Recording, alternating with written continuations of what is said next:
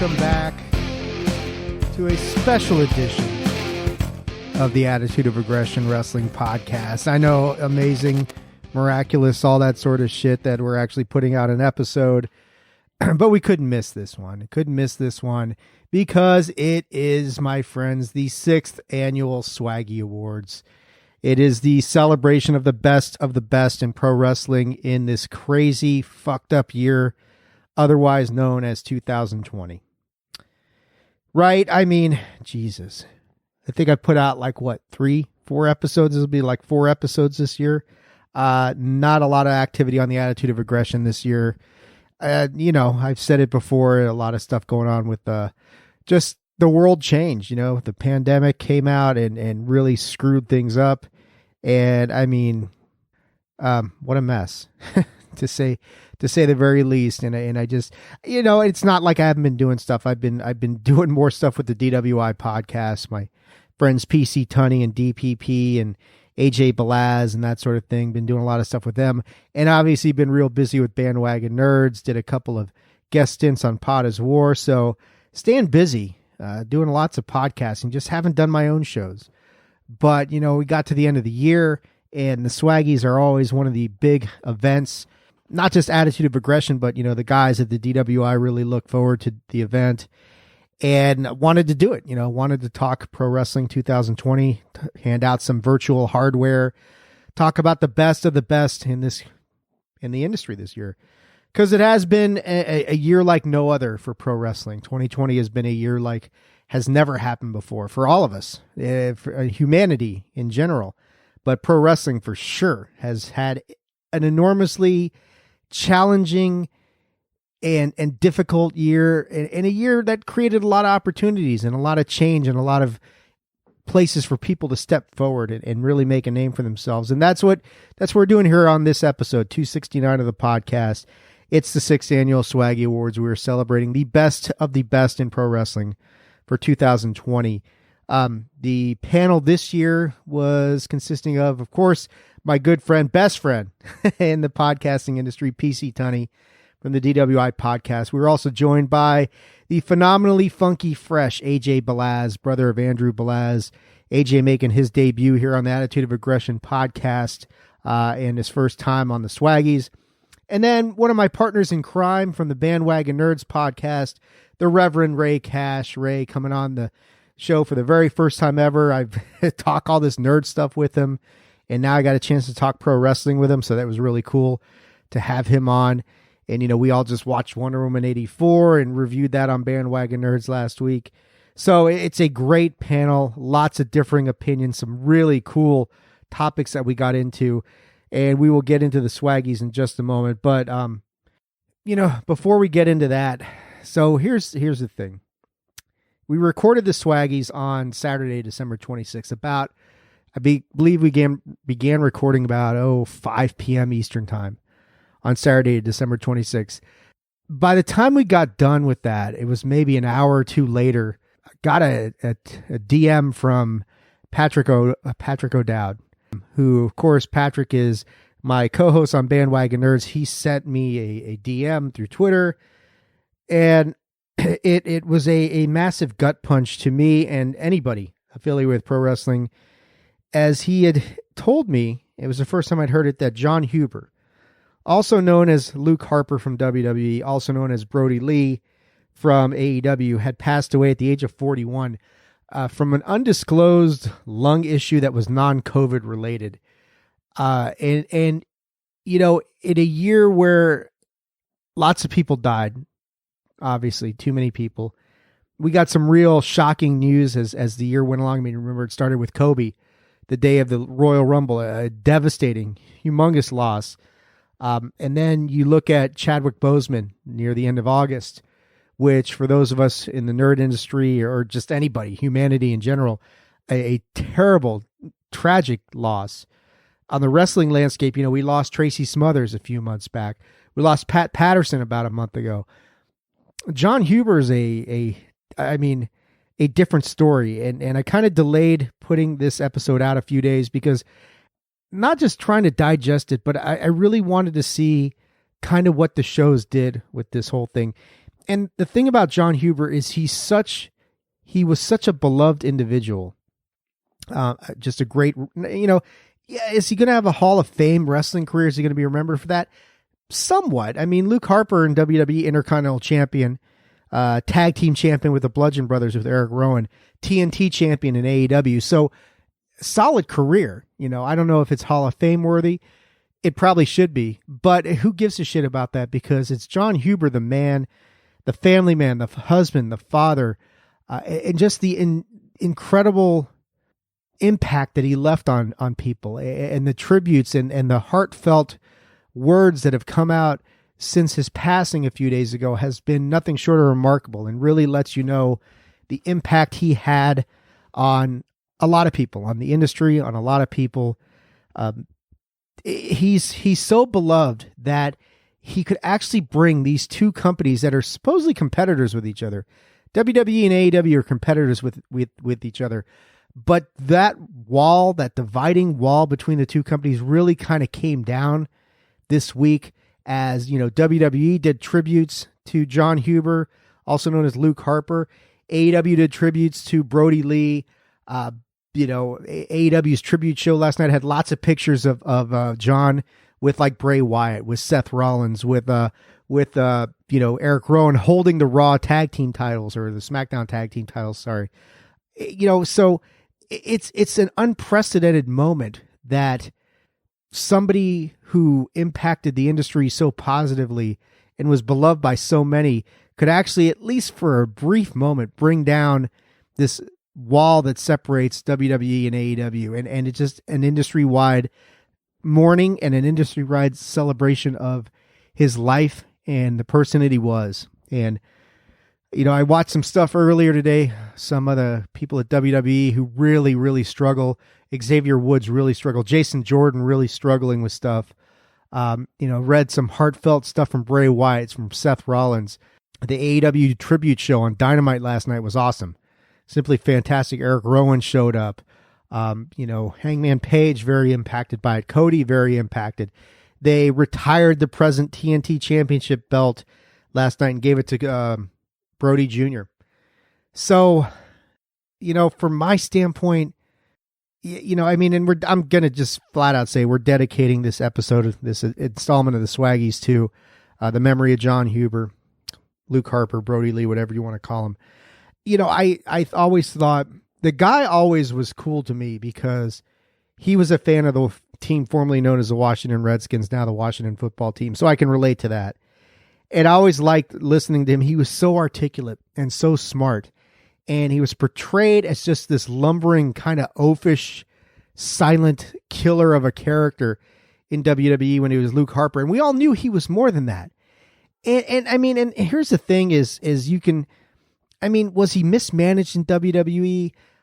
Probably. They should have got more out of him than they did, and they just didn't.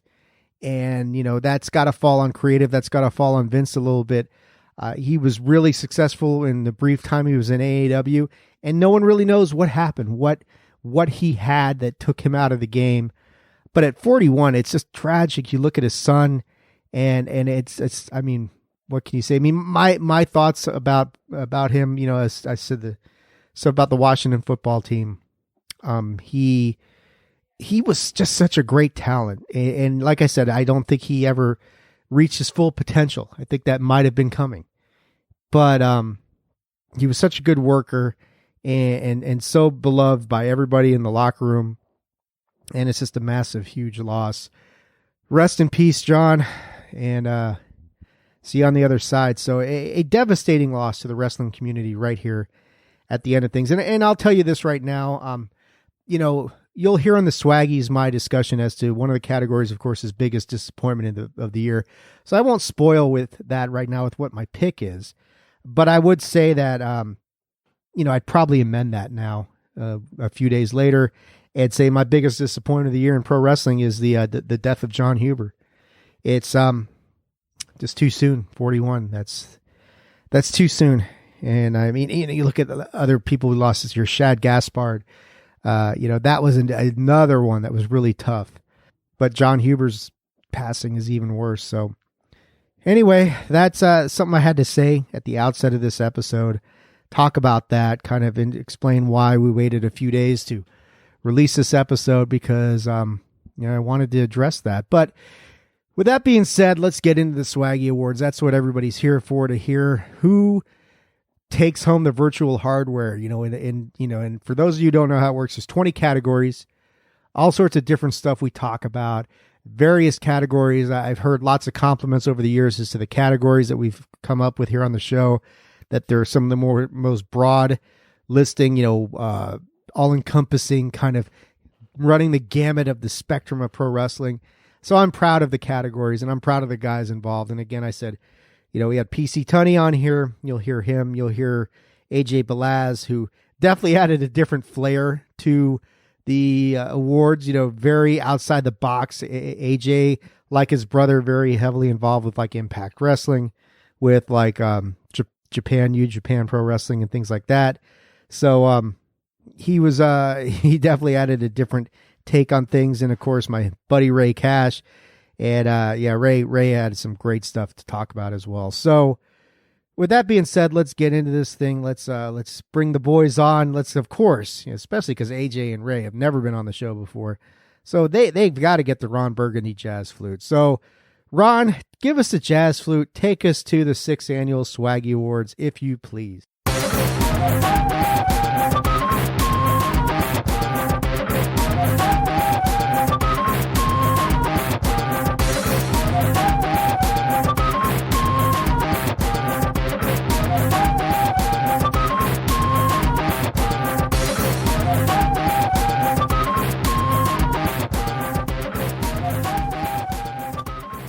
Ladies and gentlemen, boys and girls, welcome to the 6th Annual Swaggy Awards show. It has been a very strange 2020 for the Attitude of Aggression, as I have done more work with the DWI podcast and Pod is War than I have on my own show. But that's okay, because, I've got best friends, and I've got the Bandwagon Nerds, and more best friends over there, and just a lot of stuff going on. But that doesn't mean that we shouldn't close out the year with a very special installment of the Attitude of Aggression and the return of one of our best shows every year, the Swaggy Awards. And so here we are for the 6th year in a row. And this year's esteemed panel, first and foremost, is the best friend of the Attitude of Aggression, the one and only PC Tunney. PC, welcome back. How are you doing, sir? Ahoy, ahoy, chips ahoy, gentlemen. Haven't used that one in a while. Dave, pleasure to be back here on the Attitude of Aggression podcast, the Swaggy Awards. I look forward to them every year. I look forward to making out this list. I just want people to know that. And the list you've come up with is excellent. I've got a chance to do this a couple times. I've gotten a chance to swerve on a couple topics, so I really like the agenda, and I'm thrilled to be back with you on the Attitude of Aggression podcast. Thank you. I'm so glad you are here. And joining us, we got two first-timers, two virgins. We got two virgins here. Time to sacrifice the virgins. Hold on. I got you. Pop that cherry, baby. First up, it is the phenomenally funky fresh AJ Balaz, also known as Brother of Balls. How are you doing, AJ? I'm doing good. I'm doing very good, especially with the Tampa Bay Buccaneers. But don't worry, I got trivia. Oh, I got a list that you gave me of all the categories. It's not trivia this week. It's the Swaggy Awards. It's not going to be. Go ahead, Tutty, say it. It won't be. There will be no BS here today. Maybe a little. And the fourth person in our illustrious panel today, making his debut on the Swaggy Awards. We may just have to change your name from the Reverend to the Virgin Rey Cash. I kind of like that. That's got a good ring to it. Your kids will wonder what's up, but technically they're supposed to go hand in hand, right? That's right. It depends on which hand. Like a But no, thank you. It's my pleasure to be on the Greg DeMarco show. I've been waiting for this for a long time. Shit, fuck you, Ray. I had to pull an R-Truth moment. So okay. No, it's an honor. Thank you. Thank you for asking me to be on, man. Thank you for having me. I'm excited to talk wrestling with you, Ray, because we always talk nerd stuff. And we got into this stuff as wrestling podcasters, and here we get to actually talk wrestling. So it's a great point. Yeah, I know. It's going to be interesting. The 6th Annual Swaggy Awards, for those of you who may not know how this works, we have 20 categories. The categories have evolved a little bit over the year. At my wife's urging, we got rid of Dadass of the Year. It's not very politically correct anymore.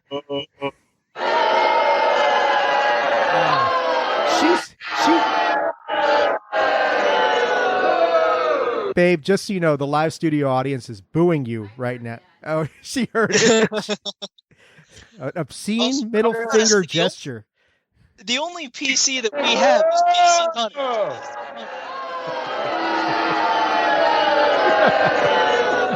Yes, she's not very popular. She's not very popular. Except with me, because I love her and that sort of thing. But anyway, she's kind of hanging out because we got puppies and she's keeping them in line. But anyway, the Swaggies it's up to 20 categories now. It used to be like 15 or 17 or something. It's 20 categories covering the gamut of professional wrestling in various different aspects. I mean, and the way we do it is we're going to go around the table with each category. We're each going to make our picks. There is no right or wrong answer unless it's unanimous. And then obviously it's the right answer. And that happens every once in a while. It's rare that we all hit a unanimous category, but you never know. It could happen. And we'll see where we end up. It leads to some stimulating conversation. It leads to some interesting surprises. And let's be honest, 2020 has been a very unique year for pro wrestling. I mean, you look at where we started, and then everything changed in March, right before WrestleMania, and here we are, still wondering what the hell happened. So let's, Ray's like, yeah, exactly. Let's start this thing off.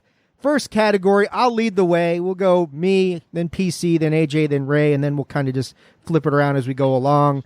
It's not like rotisserie style, Ray, like we do on Bandwagon Nerds. And since if people have the same answer, then that's all great. But we're going to start off with gimmick match of the year, and I'll lead this one off. My gimmick match of the year for 2020 has to be the Boneyard match from WrestleMania 36, Undertaker, AJ Styles.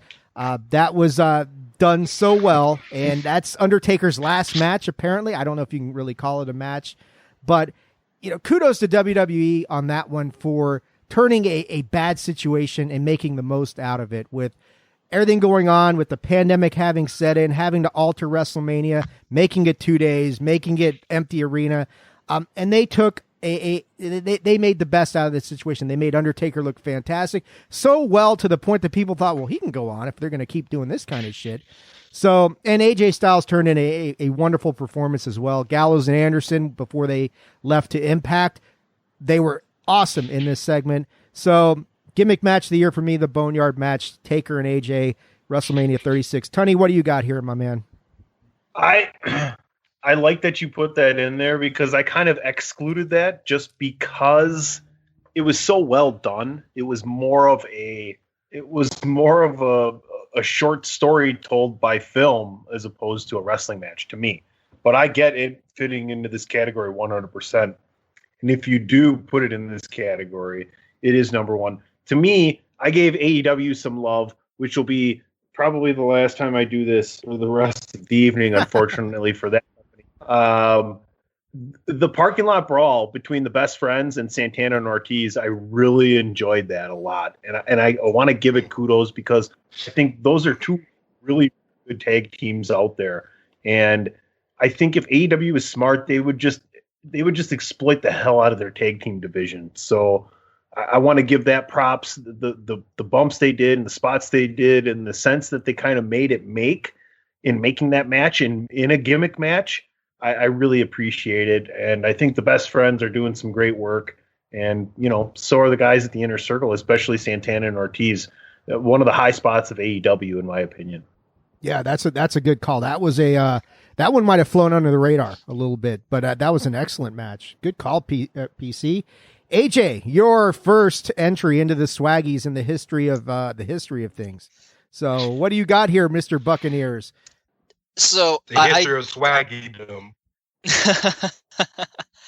So I agree with Tunney where the AJ, my fucking ears. I didn't finish. I said I agree with Tunney where the backyard, the parking lot brawl with the good friends, the best friends, and Santana and Ortiz was good. I'm gonna go with Big Dave though with the Boneyard match because, like you said, they had nothing, they made something of it.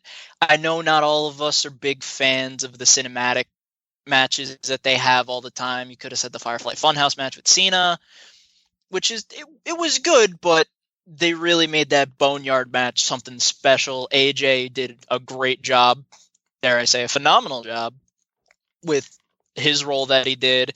But Taker coming out as the American badass and everything, soon as he won, drives off in the sunset like every other Western that you see with good old Clint Eastwood. You just see him ride off in the sunset and everything's perfect. And Metallica's Now We're Dead playing in the background. I mean, that talk about the perfect song to match the perfect ending to that thing. So, all right. Well, good call. Obviously, AJ, I think that's a good call. Ray, what do you got here, my friend? So the real answer should be the COVID super spreader battle royal, but everybody lost. So can't pick that. I'm with you in the Boneyard, but I'd like to shout out two honorable mentions. Stadium Stampede deserves some love. For however you feel about AEW, that was a really fun match, like horrifically fun match. And it's not often that we get traditional matches and new match styles. So shout out to the Fight Pit, Thatcher and Riddle, and they're going to do it again on New Year's Evil. That is my favorite new idea of the past, 3, 4, 5 years. I love the idea of that match. I'm an MMA fan, so I enjoy the hybrid of the wrestling and MMA and that whole style. But it had to be the Boneyard. That might be the biggest match of the year, let alone the best gimmick match. So shout out to Taker, like AJ said, riding off into the sunset, like his Clint Eastwood wannabe. Yeah, Boneyard. That's got to be it for me. Excellent call. Yep, 3 out of 4, almost unanimous. Tunney, the one dissenter, but only because he didn't really consider the Boneyard match a gimmick match, which is understandable because, hey, it's 2020 and no one knows what the fuck anything is from one time to the other. But that means that PC, you get to lead off the next category, the next swaggy. We're talking high spot of the year. What do you got in this category, man? What wowed you the most this year? Well, when you think of high spots, you think of flying. You think of flying through the sky, and who better to have high spot of the year than the genius of said sky in Io Shirai, channeling her inner Oscar the Grouch, and just throwing that trash can, and in addition, on her head, and caution to the wind at the same time, and just having that spot at War Games, jumping off the cage into the rest of the ladies. I thought, as far as the high spots go, that one made a lot of waves. Yeah, that was a cool spot. Oscar the Grouch. Trash cans are always a good addition to any sort of War Games match. As soon as somebody starts throwing kendo sticks and trash cans in the War Games match, it's like, okay, now the match is on. AJ, what do you got here? So sadly, we didn't have Shane McMahon this year try to jump off of whatever the hell, scaffold. That was real sad. Cell. Real sad. So Tunney, I agree with the night. I agree with the match type, but I'm going to go to the men's side with McAfee's Swanton. Everyone knows how much of a mark I am for Pat McAfee. He even said it on his podcast, I think earlier this week or last week. I'm not 100% sure. But he literally goes, I wanted to be like Shane. So when I stood on top of the War Game cell, I was about 6 feet up on the rafters, and I'm like, I should be jumping off of that. So I got to give it to the Swanton of Pat McAfee on that one. Don't worry, that's the only Pat McAfee reference I'm going to make this day. Hey, I'm down with the brand, man. No worries. For the brand. More McAfee. For the brand. That's right. That's a good call. I mean, yeah, both of those spots were excellent. Ray, what do you got in this category? So both of those are fantastic spots, and War Games is one of my favorite cards of the year. But when I thought of high spot, the first thing that came to my mind was one we probably forgotten because it happened so long ago. But The biggest high spot of the year to me was Kenny Omega giving the one-winged angel to Sammy Guevara off of the balcony at the Jacksonville Stadium at the bank. That was crazy. And yes, it was more cinematically shot, but just the fact that they did that bump in general is crazy.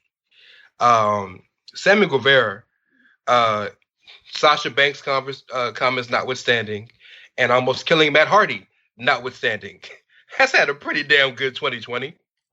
So that was a nice way to bring in the year. So I got to go to that. That's the biggest thing I think of. I thought of when I thought of the actual category, and I knew people were going to pick War Games because of the recency bias. But give some love to the whole year. Well, Ray, I am 100% with you. I have the same spot for me. Kenny Omega's One Wing Angel, Stadium Stampede match, Double or Nothing. Yeah, I mean, cinematic, sure. Lots of padding where they landed, absolutely. But the thing is, so much could have gone wrong with that spot if they just fucked up a little bit. So you got to give it to Kenny and say, because they fell a good, 20, 25 feet? 20, 25, yeah. Easy. At least. Easy. I mean, when you're talking something like that, inches can make all the difference. And the fact is, they pulled that off. As far as I can know, they only going to shoot that shit one time. So I thought it was. Oh God, no! They're not doing it again. And it was a great way to end that match. You know, the way that the match should. I mean, yeah, the match should have ended like 20 minutes earlier in the bar when Hager gets a bottle smashed over his head. But instead of pinning him, we're going to walk away and drink some more. All right, that notwithstanding. But yeah, I'm with you. When I thought of high spots this year, I thought, yeah, it doesn't get any bigger than that. I mean, like Tunney's saying, flying. You think of flying as high spots. They flew more than anybody did in that spot. So I'm with you, Ray. I got you, man. That's a good pick. We're going to go to AJ for the next category. It is turn of the year, either a face turn or heel turn. What is your biggest turn of the year, my friend? So my big turn of the year is something that I'll take a little from Andrew here, that the IWC has been wanting for years. We want Roman to be a heel. Let's have Roman be a heel. He's finally a heel. He's been doing great with it. Tony, are you saying all around there? He's been doing great with it. Tribal chief, basically beating down every single person he's come across, to the point where I'm pretty sure, not actually, but wrestling-wise, he beat the ever-living crap out of KO. He beat the ever-living crap out of his own cousin. So he's definitely backing up the whole I'm an asshole, but I'm here, get used to it persona. So Dave and Ray, you both have Roman Reigns written down as your answer here. Yes or no? Indeed. Then do you mind if I go out of turn here and go after AJ? No, you got something different? Slightly. Slightly. I have co-turns. Co-turns. And it's okay. It's Roman. Okay. It's Roman and Jey Uso. Okay. I think that's important because I think the big part of the storyline is the fact that Jey Uso not only solidified Roman Reigns as a heel, but then also turned heel with him, and able to do that because it was family, and that's how dynamic this storyline is. I mean, to me, if there was a storyline of the year, this would be the storyline of the year, right? And I mean, maybe that's kind of rivalry of the year-ish. We're used to it, but maybe that needs to be a separate category next year because, Dave, like you said, this list evolves so much, and that's usually been coinciding, but now it's not even the same thing if you think about it, right? Yeah, I mean, storyline and rivalry, I don't think are usually not the same thing. They can be, but they're usually something different. I mean, you know, storylines can be so many different things. But a lot of times the rivalry of the year ends up being the storyline of the year is what I meant. Right. Sure. It doesn't have to be. And I agree with you that way, that I think the Roman Reigns story, the whole tribal chief thing, is a tremendous story. But yeah, I mean, I was with, AJ on this one. Roman, like he's saying, the IWC's been wanting Roman to turn heel forever. And I don't think any of us anticipated him stepping into this role. And because he was universally hated before the leukemia diagnosis. Then he came back and was universally loved. And then before he stepped away, people were starting to boo him again a little bit here and there. The fact that he was able to come in and convince us that he was this monstrous prick, not easy when people already hate you to begin with. But, he has done a unbelievable job with this heel turn. Can we also have the most confusing moments in the crowd of the year right before COVID hit when it was like, he's healthy again, right? Oh, yeah, he's totally fine. Fuck you, Roman. You're an asshole. That's right. Oh, Lord. Yeah. That's right. Google if he's in a remission real quick before we boo him. Yeah. It's fantastic stuff. Do you have his blood results, blood test? Yeah, that sort of. All right, he's fine. He's cleared again? He's okay. Fuck you! Ray, you got any comments on the Roman Reigns heel turn since we're pretty much... I'm going to call this one unanimous, even though Tunney's got a slight modification, but this is a unanimous one. What do you think about Roman's heel turn? I appreciate you wanting to add Jay into it because of how closely they've been associated to the storyline, but I think it's important to note that Roman hasn't been heel since the Shield. So Jey Uso has been heel very recently. So the turn meant more when Roman did it, and the turn meant more how Roman did it. And I think it's important to note that there are turns because of your feelings, and then there are turns basically because of association. I don't think Jay is a heel because he wants to be. I think Jay just scared of getting his ass beat by his cousin. If Roman wasn't there, Jay would not be doing heelish things. And that's the difference between those two characters to me. But I'm okay with it because they're so close together. But the answer is Roman. And I don't think if you're not including Jay, there's not a number 2. Shout out to Evil and everybody else. It's Roman 1, 2, 3, 4, 5, end of list. Yeah. Yeah, pretty much. On the topic of Roman Reigns, I did want to clarify one thing. The next to last category I sent you, it says Wrestler of the Year. Did you guys know that was Male Wrestler of the Year? I just want to make sure you understood. Because then the last one is Overall Wrestler of the Year, but I wanted to make sure you guys... Yes. Okay. Yeah. All right. Everybody assume that. Cool. Now, with that being said, that little clarification, now we're going to kick it to Ray to lead this one off. Brand, promotion, federation, whatever the fuck you want to call it, of the year. Which one of these companies stood out more than the other ones, Ray? So you guys know me. I'm a straight shooter. I come with the facts. Facts are, looking at everything considered, completely unbiased, I don't see how you can't give the year to AEW. I just don't. They have led the ratings. They've led the ratings war pretty much all year on Wednesday. They have had some of the biggest moments, controversial or not. They have grown substantially. They were the only company until, some shit happened in Orlando that was doing the testing correctly of COVID. They've had big signings. They've had John Moxley was the number 1 PWI on the PWI.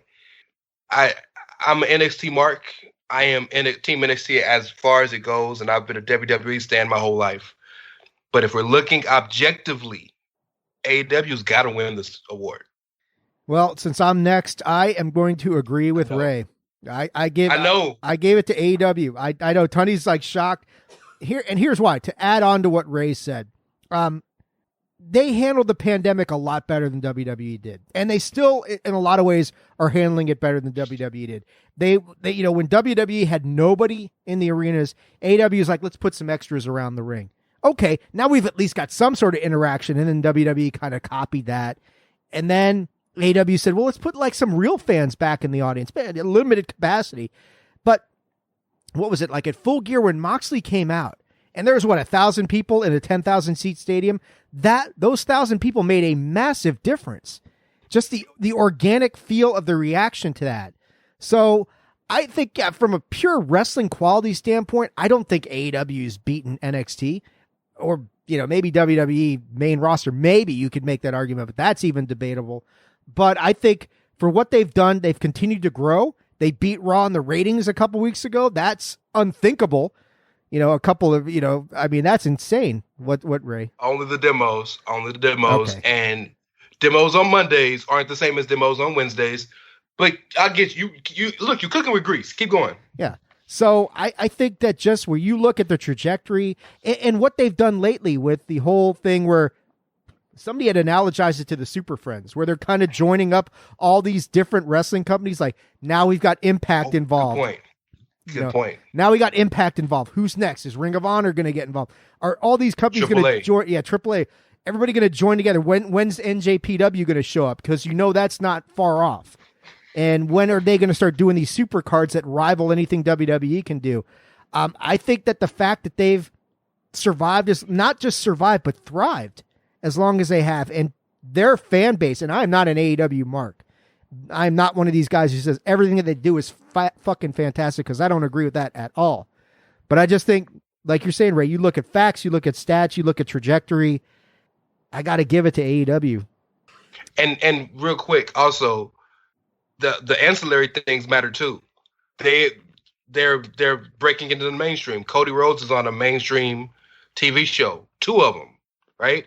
Snoop Dogg is going to be calling one of their shows. They have an active storyline with Shaq.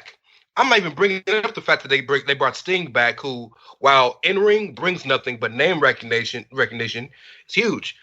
I mean, I don't agree with everything they do, but like they've done their thing this year. Got to give them all the credit in the world. And they got a video game coming out, which will be infinitely better than what 2K20 fucking was.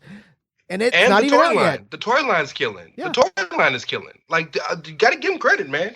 Yeah, I mean, whether you like them or not, whether you want to jump on the bandwagon or not, yeah, you're right. You got to give them credit for what they've accomplished. PC, I know you're not going to agree with us on this one, but go ahead, my man. Yeah, let me, bring out your umbrellas, because I'm about to, piss on your Cheerios. Rain on our parade. Yeah. That, the 2 most important out of the 3 last things we talked about were WWE, not AEW. Granted, AEW was there in the middle for a spot. The very thing that their own, probably second most notable personality has criticized his own company for, in JR. My brand company is WWE and as a whole. I mean, NXT continues to give you great storylines on Wednesdays. They're never going to beat AEW because you can watch NXT whenever you want. You can't watch AEW whenever you want, right? I mean, there's different ways of consuming things. So, and you can't tell me that the NXT specials / pay-per-views weren't better than the AEW pay-per-views. If you think that that's not true, you're lying to yourself. Then you throw in the fact that I don't care that the ratings are down from Raw. I've really enjoyed what they've done with the storylines on Raw in the last maybe 4 or 5 weeks. I thought they've done really well changing it up a little bit, right? A little more hokey, a few more things like the old Disney movies where it's like subtle jokes where the adults get it and the kids won't, as we kind of tread that PG water. And then SmackDown, we already said, we got Roman Reigns over there. So you throw that in, and then you got the Thunderdome. And then don't forget, folks, a big part of the brand, the company WWE, is the network specials. We've all watched them. Nobody else is doing stuff like that you're watching anywhere else. So in a year where things have been weird, I feel like WWE has done the best to adapt. It started at the Amway Center, and now it's at Tropicana Field, and it's even better. And then the fact that the network has continued to churn out specials that we all continue to watch and talk about. I will say this, and you're not wrong. Okay. I mean, that I'm not going to say you're wrong. The thing about Thunderdome, though, is while I enjoy Thunderdome and I like it, they really need to get some live bodies in there. I mean, that's why I like Capitol Wrestling Center better than the Thunderdome. It's because there are a few live bodies in there. And then on top of it, too, that's part of the WWE brand, what I'm talking about. Yeah. Capitol Wrestling Center is amazing. I love that place. It's so tight that the fencing is it just brings everything together. It is. Well, AJ, who are you going to go with in this debate? Let's see. There's WWE.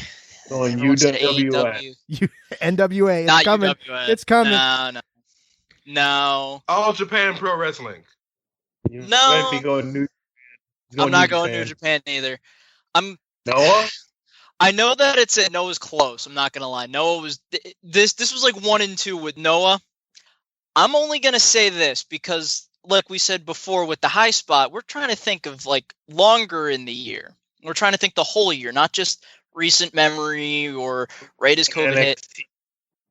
Impact. Oh God. Ray's leaving. I'm going with Impact for a few reasons. Half and half kayfabe in real life.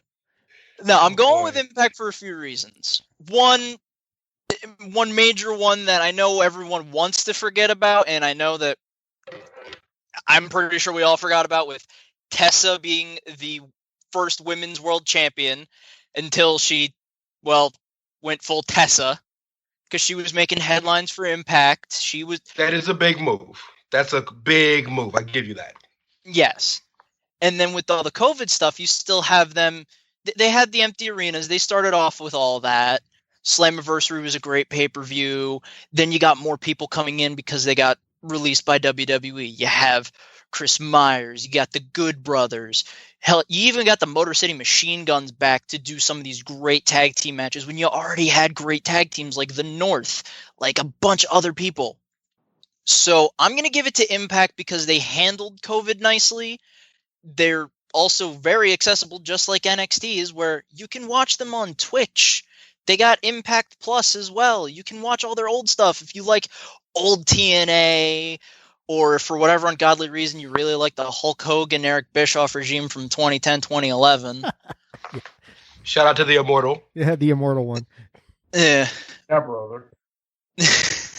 But I'm only giving it to Impact because not only did they make the headlines at the beginning of the year with Tessa, before Tessa, but they're bringing it also at the end of the year too with all the big names that they're bringing. And hell, freaking Scott D'Amore probably has to be, other than Tony Khan, one of the most fun go with the bullshit executives you'll see on screen.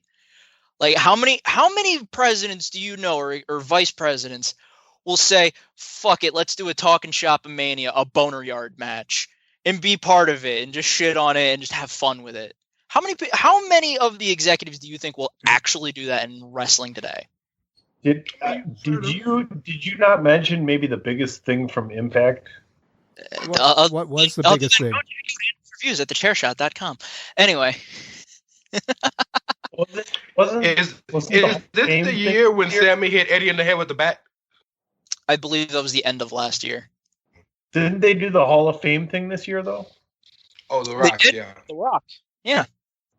They had The Rock show up to Impact Wrestling. He didn't show up. He did a video. Good try. He did a video, but he still showed up. Everyone, you saw it was on the pre-show, but okay. So, can I ask a question? Sure. Can I ask a question? That is very outside the box thinking. And I'm not going to run in your parade. Like, I'm Impact. I am known as an Impact hater because I once loved Impact. And I've been burned and scorned.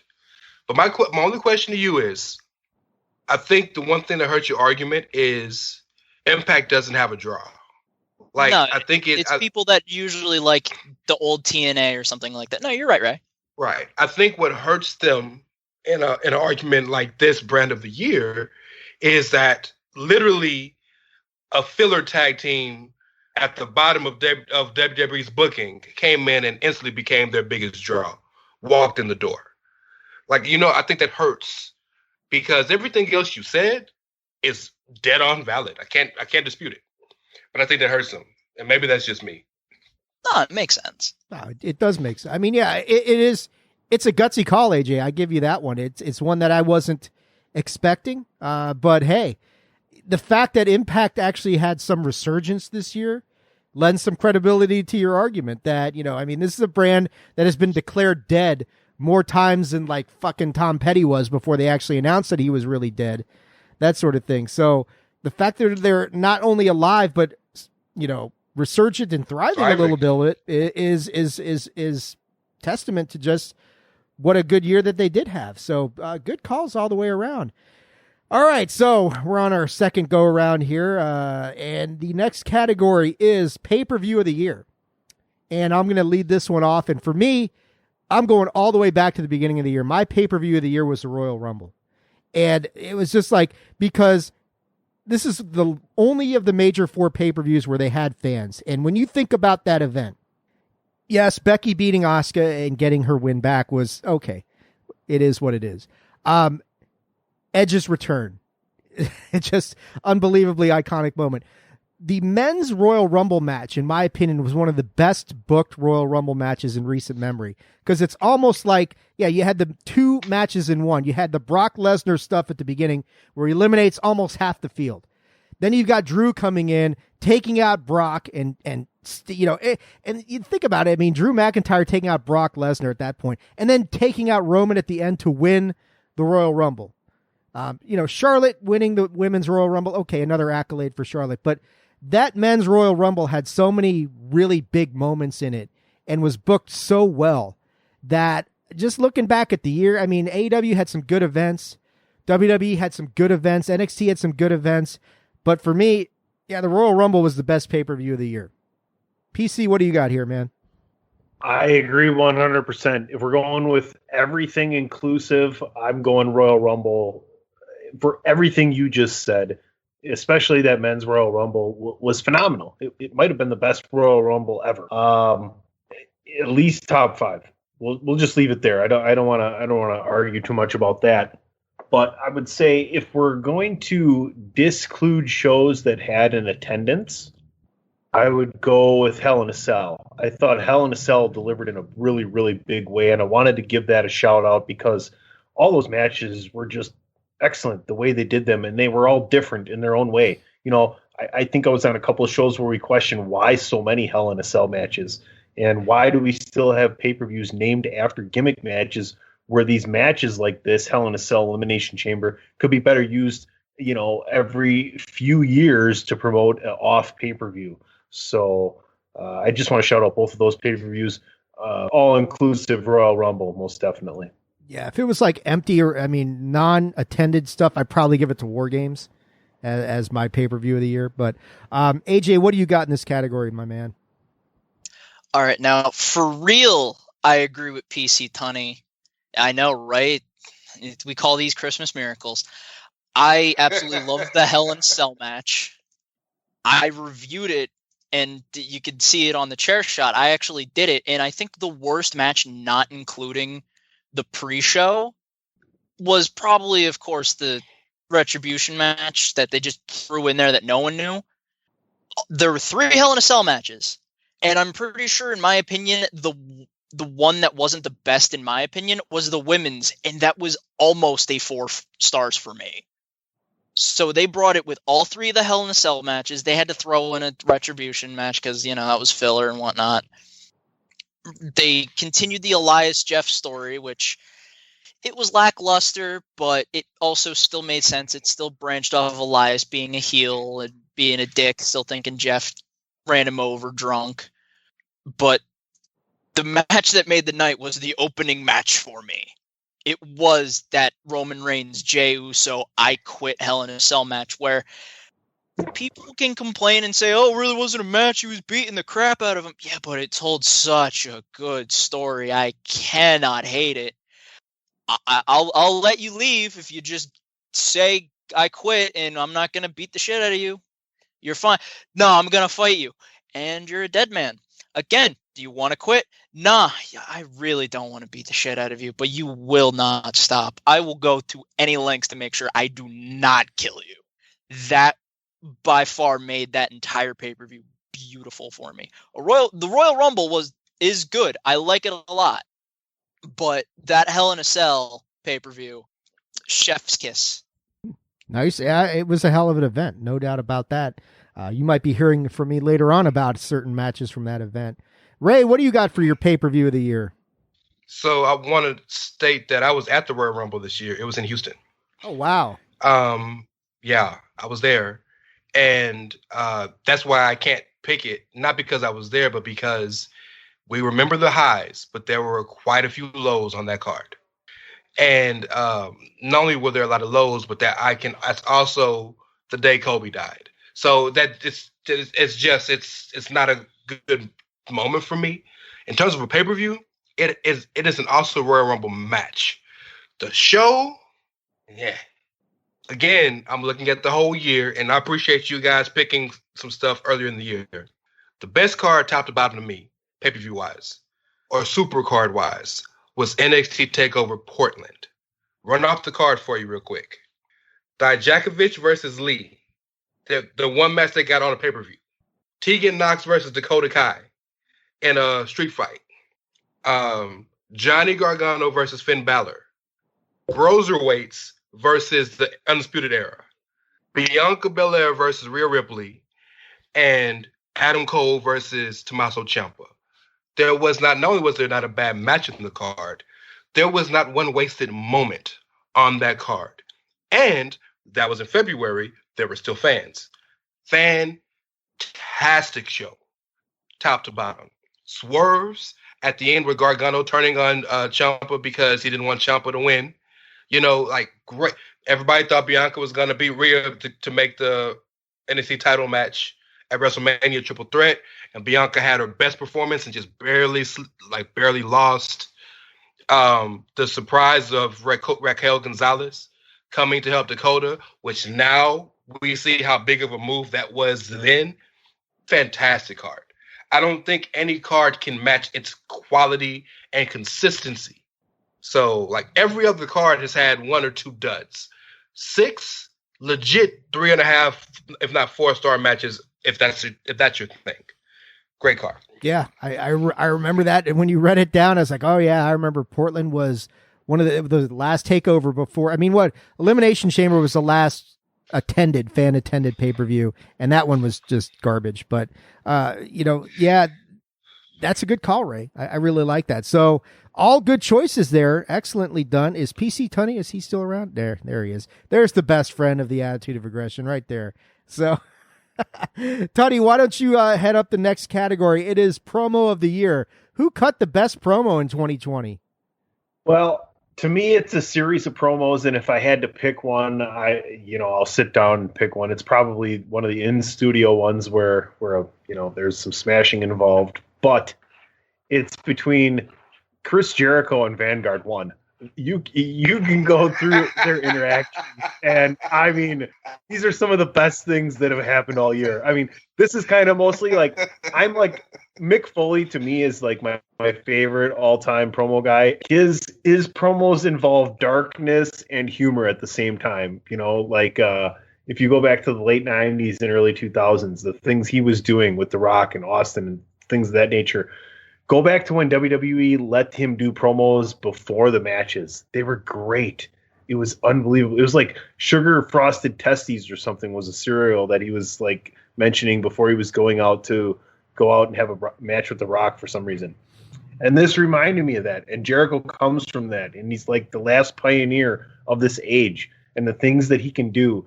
They talk about Shawn Michaels could wrestle a broomstick. Well, Jericho can have a promo with a drone. So there you go.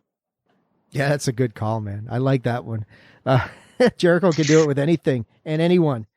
AJ, what do you got for best promo of the year? I'm not gonna lie, I completely forgot about the Jericho Vanguard 1 promos.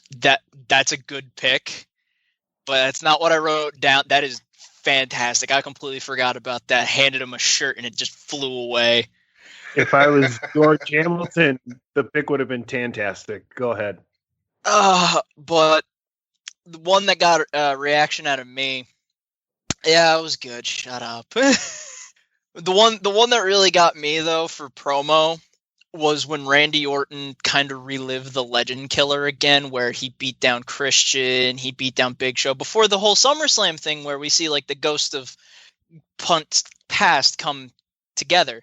The promo for me was when he basically tore the Band-Aid that was Ric Flair off, where he was like, yeah, I love you a lot. You helped me out. You did everything for me when I had those 2 strikes and all the problems that I had. You were the one to help me.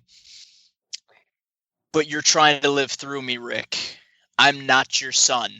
As soon as he said that, I'm like, oh, he went Reed on that. That's no, they're actually Lights go out because, Retribution might be fucking with the lights. Punt kick to make it safe. Flair's dead on the ground. Randy walks away. Drew calls him a fucking asshole. That was beautifully done, in my opinion. That was icing on the cake. That was Randy thinks he can still do it on his own, can do it on his own, wanted to rip the last Band-Aid that it was in Ric Flair. He was like, Flair's holding me back. I got to do this so I can become the 14-time WWE champion, which he didn't get until Hell in a Cell. But that was, I just have no words. I'm like, you're an asshole. You brought up Reed and you kicked him after he had like hip surgery or something like weeks ago. That was a good day. I remember that one. It's just like, you're a has-been, Rick. You're holding me back and all this other shit that was going on. That was a hell of a promo. Ray, what do you got here? I got to go with a guy who was made fun of for a long time about the idea that he can't cut promos. I got to go with my tribal chief, Roman Reigns. But and first and foremost, any of the promos he's had since he's become the Samoan mob boss have been fantastic. This is not the Samoan sex machine, the Samoan mob boss. Well, he's been the Samoan sex machine forever, but now he's the Samoan mob boss. As Andrew Balaz would say, yes. As Andrew would always say, yep. The one in particular that comes to my mind, though, is the night after Clash of Champions when Jay wouldn't quit. I butt chug salt water all the time. Sorry. The night after Clash of Champions when Jay wouldn't acknowledge him as the tribal chief. And he's in the ring. And first and foremost, the little subtle things they have when Paul's talking and Roman holds his hand out and Paul just stops, terrified, and hands him the mic. And like Roman doesn't have to say a word, just puts his hand out. That's so dope to me. But this is the promo where Roman's talking about how he was like, I don't care that I won. He didn't acknowledge me. I need him to acknowledge me. And that's the promo where they talked about we'll do the Hell in the Cell and you'll be out the family. It is so good if you go back and watch it. It's like 8 minutes of just joy, and joy for me, but like beauty. And to see a guy who I've loved from the very beginning, finally, like everything clicked for Roman. And he's never been a bad promo. He's just never been in it. And I think an engaging promo. Like that is the best part of Roman's promo skills right now is the fact that he got the Jake Roberts style. He doesn't raise his voice. That makes him so much more menacing because all the people are like, well, you let me tell you. That's not terrifying to me. You just talking all the talk. When Roman says something, I truly fear for people's like livelihoods. Yeah. Because like, you know, he mean that shit. Yeah. He, do you think he's still being scripted as much as he used to be? Because I don't think so. No, not at all. I think there are definitely bullet points. Backstage reports have said that Paulie is writing, quote unquote, his scripts for him. But also, I know that Roman brought this character to Vince and wanted to do this. So I think that so many of these ideas are his, and that, well, if nothing else, here's proof positive. His best promos have been in the ring when he's wrestling, when he's trash talking people. You can't script that. That's all off the top. He's talking to himself. So if that's as good as that is, the other stuff's got to be the same from the same place. Yeah, before I get to mine, a couple things about Roman. Like, I love how you bring up he just holds out his hand and Paul hands him the microphone. Now, contrast this to Paul's other client, Brock Lesnar, who never said shit. And Paul did all the talking. And then with Roman wants to talk because he can talk. Not that Brock can't, but that, and like you raised the point, that promo that you're talking about where, you know, I beat him, but he didn't acknowledge me. It's like Apollo Creed and Rocky 2. Man, I won, but I didn't beat him. You know, that sort of thing. So it doesn't matter. That's right. Yeah. So those are all great picks. My pick for promo of the year was Becky Lynch announcing she was pregnant. And that was the one that really struck me the most because there was an element of realism in that, because obviously she was pregnant, but the whole thing with, you know, as shitty as Money in the Bank was, and that was one of my biggest disappointments of the year, not the disappointment of the year, but one of my biggest ones. for her to come out the next night and explain the situation, and then to disclose to Asuka, who I get the distinct impression she did not know Becky was pregnant, and that she got an actual organic, real reaction to finding out that Becky was pregnant, because at the time Asuka's still a heel. And in that one moment, in that one promo, Becky retires as being the man. The man's gone. Becky steps away from WWE. Asuka's the champion and gets flipped to a face, all in the span of 2 minutes or something like that. So it was not the way I think any of us really wanted the man character to come to a close. But boy, they really did that well. And the emotion between Becky and Asuka was real. And you don't get too many promos like that. So that one to me stood out as the promo of the year. All right. Cool. No comments. Awesome. As far as I know, you're absolutely correct that Asuka did not know, and that was her legitimate reaction. Yeah, she was actually shocked. Like, oh my god! But with Rey, with the brief, yeah, no, that was good, especially the hand in the case to cash in. But with Rey, the other thing that I remember with the whole he doesn't recognize me as the tribal chief, Paulie trying to say like, "Oh, you're my tribal chief," and Roman just says, "Shut up, I don't want your recognition. Shut up, I want his." Exactly. Your recognition means nothing to me. Nothing. I don't give a shit about you. Well, we just kind of. I think this is real quick. I'm sorry. I think this is the one category more than any of the other ones where the honorable mentions are probably the most interesting as compared to any other category. Right. Because we didn't mention Bayley and how she turned on Sasha. There's so many that we didn't mention. But I'm sorry, Dave. Please. Edge's promo the night after the Rumble. I mean, that was a hell of. That almost got it for me. But yes. We kind of mentioned, I kind of touched upon disappointing moments of the year. And this one's going to head right over to the Mr. AJ Balaz, who's going to lead us off with his disappointment of 2020 as far as pro wrestling. Pro wrestling, AJ. Not anything else, just pro wrestling. What's your disappointment of the year? With pro wrestling in general, let's go all the way back to when we had a live crowd. But we still had to go somewhere else for that live crowd. I'm talking about the last Saudi show that we had where Goldberg won the Universal title. Lesnar dismantled Ricochet in about 90 seconds. Take anything from that Super Showdown that they had in Saudi this year. And not to mention all the BS where it was majority of the people got held up to. There was just a whole lot of wrong with that event in general. There's not one thing I can nitpick as a moment. It was just the Saudi show for 2020 in general for me. It was a bad one, man. There's no doubt. And the one before that wasn't nearly as bad when the Fiend beat Seth for the title, and it really seemed like they were trying to just patronize the fucking Saudi fans, and then they went right back to it at that event. Yeah, that was a trash heap, a dumpster fire. Ray, what's your biggest disappointment of 2020? So I love the big sigh. I love the big sigh there. It's so many options, but for me, nothing was worse this year than speaking out. Nothing. And not just the idiot wrestlers who decided to use their very small, pun intended, platform to abuse undeserving women and men and people, but the company's responses to it.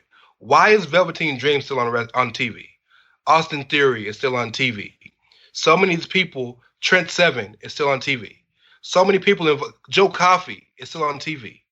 So many of these things, and these people are still involved. And everybody, I'm on the guy who's the lawyer's show, so I get it. Everybody is innocent until proven guilty, but that's in the court of law. In the court of public opinion, in the court of business, that shit don't mean nothing.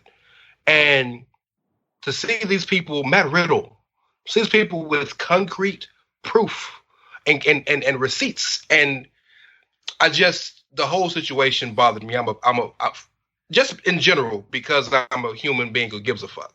But I'm also a father with two young girls. And two young girls who have interest in physical activities, sports, and at one point my daughter talked about maybe wanting to wrestle. And it terrifies me that, my namesake, the dude Chaz and Rance, still has one of the top wrestling schools in Florida. Like, what are we doing? Like, do we care that little about other people to where we I don't want to get on my soapbox because there's too much more to talk about and there's too long of a show. But we as a wrestling community and we as people in general need to do fucking better. No, you raised a good point that there's a lot of, you're innocent until proven guilty. There's a lot of circumstantial evidence about a lot of these guys doing a lot of the stuff that's been complained about with little in the way of ramification. So yeah, that's certainly a disappointment that we've gotten to this point. My disappointment of the year is WrestleMania 36. Now, don't get me wrong. It's not because the card was bad. The card was fine.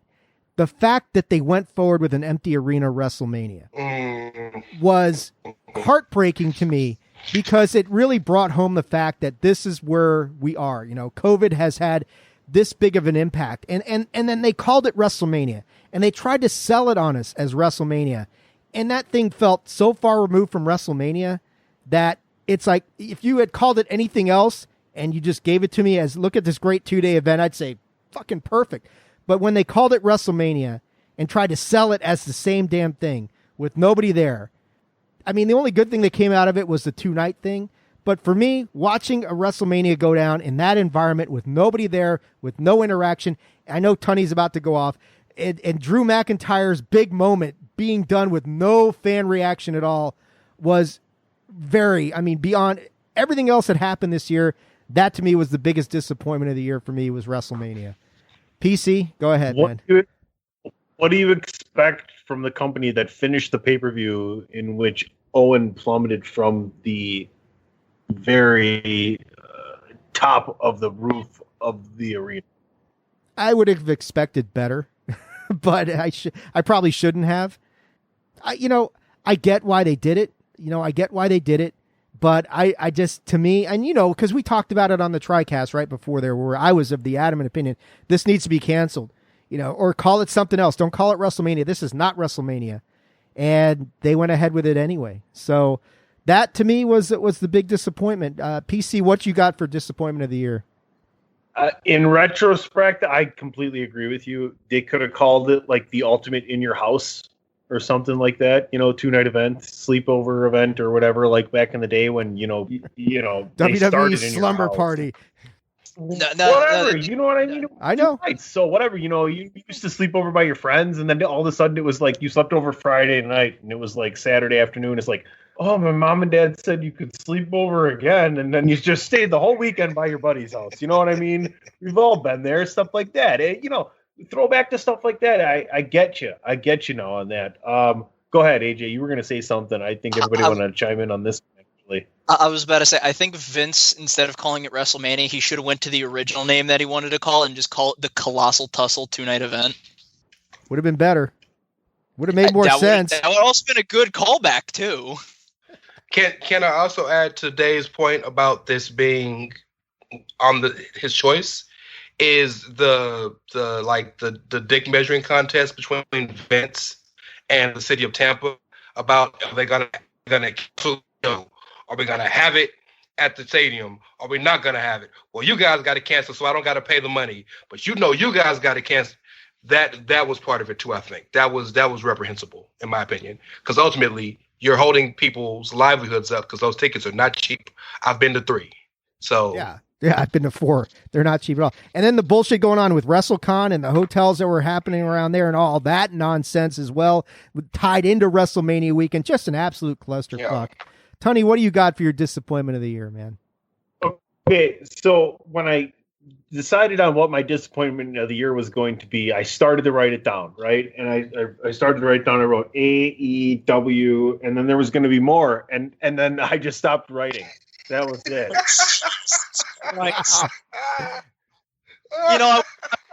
I would be surprised if I was on the show with you for 9 months already. But I want to be honest with you. I came up with that line because that's a true fucking story. That's exactly what happened. That's real life. Like I'm like almost getting to a point where I might be considered good at what we're doing one day down the road, right? You know, if you do it enough. But like that actually happened in real life. I'm not good enough to make up that line that you guys all enjoyed right there. That literally happened. I went to write down AEW women's division and I wrote down AEW and like my pen unclicked. And then I looked down, I was like, no, that's about right too as well. That's the same thing actually. Because what happens when you don't develop the characters at the right time and your storytelling is bad, and then one of the main people that make your company viable, and Jim Ross, goes ahead and says that the way you conduct yourselves in the ring is pretty much crap. I mean, what the fuck are you doing? Now, I'll give you a pass like I always have in the past, a short pass, that it is a short pass, and we're still growing and building to this, right?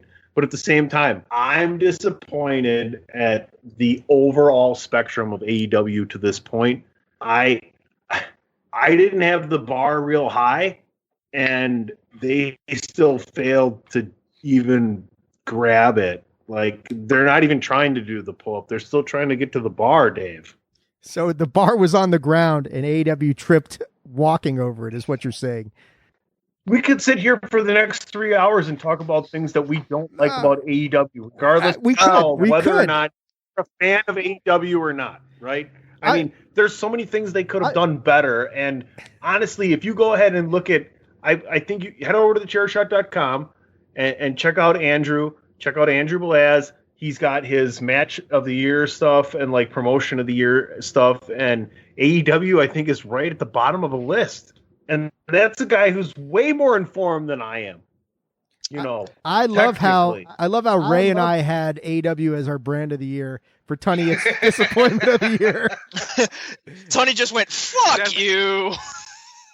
That's top 5 Tunney moments of all time. I want you to know I'm in legit tears crying from that. That is hilarious. AJ, you got anything on this? I got nothing. I think Tunney just solidified that perfectly. Yeah. I'm not even going to deny that. Your brother back me up on this. Your brother would back me up right now. Oh no, he would. He would rather butt chug saltwater than watch AEW for a week. That's probably true. Well, let's go to Comeback Wrestler of the Year, and Ray, you get to lead off this category, which I expect this might be a unanimous one, but let's see what happens here. What do you got for Comeback Wrestler of the Year? Adam Copeland, full stop. Adam Cole, baby? Oh, sorry, Adam Copeland. Got it. Yeah, it's Edge for me as well. I see the rest of my time. Yes, I see the rest of my time. I don't know. There's no conversation. Yeah, I mean, it's got to be Edge. I mean, he's the Alex Smith of WWE, even more so, because Alex was only gone for 2 years and Edge was gone for 9. PC, are you with us on this, or you got somebody else in mind? I didn't put Edge down. Did your pen stop clicking still from the AEW? Did it stop working? He also left us though. He also left us at the same time. Yeah, he deserves it. But I'm gonna go outside the box again, like I did at the other time, right? Like I guess officially, if we were all sitting in a room and we had to vote on it, you all would look at me and I'd be like, okay, yeah, Edge. But to me, it's a guy who was supposed to retire at the end of last year in the ring, become a full-time producer, okay? Good call. And it's not only done himself a favor, but the business a favor. That being the WWE and the business of hurt. MVP has been phenomenal and amazing, not only in the ring, but carrying the WWE television-wise. The guy's amazing. He's the reason that the people surrounding him are relevant. And it's the reason why he's been a factor in the business for so long, from New Japan to WWE, and then what he did away from WWE, and then coming back once again. So I if I had to legitimately sit down and give it to somebody that made a comeback, I'd give it to Edge. But what MVP's done and being full-time is where I'm looking more time, is I give it to him, because honestly, guys, Think about what they could do if they actually wanted to with the Hurt Business right now. They have a lot of gold. What if the storyline was MVP going to try and win that Royal Rumble to fill out the group and possibly challenge at WrestleMania? Think about that. That'd be a great opponent for Drew McIntyre. He's already coupled with them. We've been trying to figure out what Drew McIntyre is going to do. Is it going to be Keith Lee? Is it going to be Sheamus? Is it going to be Orton? Is it going to be Brock Lesnar coming back? So I took a lot of time there. I apologize, but MVP deserves his flowers, as Platt would say. That's a really good call. I mean, I didn't think about it in that respect, but that's an excellent call. I like that one, PC. AJ, what do you got? Who's your comeback wrestler of the year? I like the MVP pick, especially since if you think about the three guys that are in the Hurt Business, what were they doing before? Cedric Alexander was rarely on television. Bobby Lashley was in a shitty love triangle angle with Lana and Rusev, and freaking Shelton Benjamin was not getting paid by the WWE. Was he even in the WWE? He was there. He was eating the catering. No, he's been signed for 4 years. Yeah. He's just eating catering. Well, he was hurt. They were waiting for the right thing for him to do. They signed him, and then he got hurt. Remember, he was supposed to come back 24, 30 months ago? Well, he did. He did the tag team with Gable. He's been back. Shorty G? He's just been eating. But he got hurt. Shorty G could have got honorable mention for disappointment of the year as well. But just the name, just the fucking name. He shed that. He got rid of it. He shed that off. I know. MVP. And now a side moment for the Swaggies. Finally, Shorty G has lost the basketball shorts. Back to you, AJ. But no, MVP is a good pick. I like that a lot. MVP maybe winning the Rumble, or maybe even Keith Lee winning the Rumble, because MVP's now has a new backer, that the big man. That I like that idea. But from one Adam Joseph to another Adam Joseph, I got to give it to Edge. Full stop. Yes. I like that. There's no explanation needed. Yes. Yeah. I mean, that's all you can say. So on that note, I mean, because we can't really elaborate on anything there, let's switch over. Let's third time through the rotation. Breakout Star of the Year. Also could be called Rookie of the Year, but it's more appropriate as Breakout Star of the Year. For me, guys, it's only one. And I was actually listening back, PC, to DWI podcast 255, the lamb and tuna fish episode, and we were talking about this exact subject. You'd ask the question on Pod is War whether this guy was not only MVP but Rookie of the Year for NXT. It's got to be Pat McAfee is the Breakout Star of the Year. There can be no other choice, in my opinion, to take a punter. No offense to punters, but yeah, some offense to punters. Fuck you guys. But you get a punter out there who steps in the ring with Adam Cole, puts in the performance like he did that first match, then creates this brand, and then actually has the balls to step inside of a War Games match, and then hit one of the high spots of the year, according to us. And like what you guys said on that episode, listening back, Pat McAfee keeps things old school. Like he's wanting to keep kayfabe alive or something, showing up on his own show in a neck brace, selling all this shit that he's doing. It's remarkable for an outsider to be more loyal to the old school tradition of the business than most of the guys who are in the fucking business right now. So yeah, Pat McAfee gets Breakout Star of the Year for me. PC, what do you got here? Before I agree with you, I want to say Breakout Star on the commentary side is Samoa Joe. Absolutely.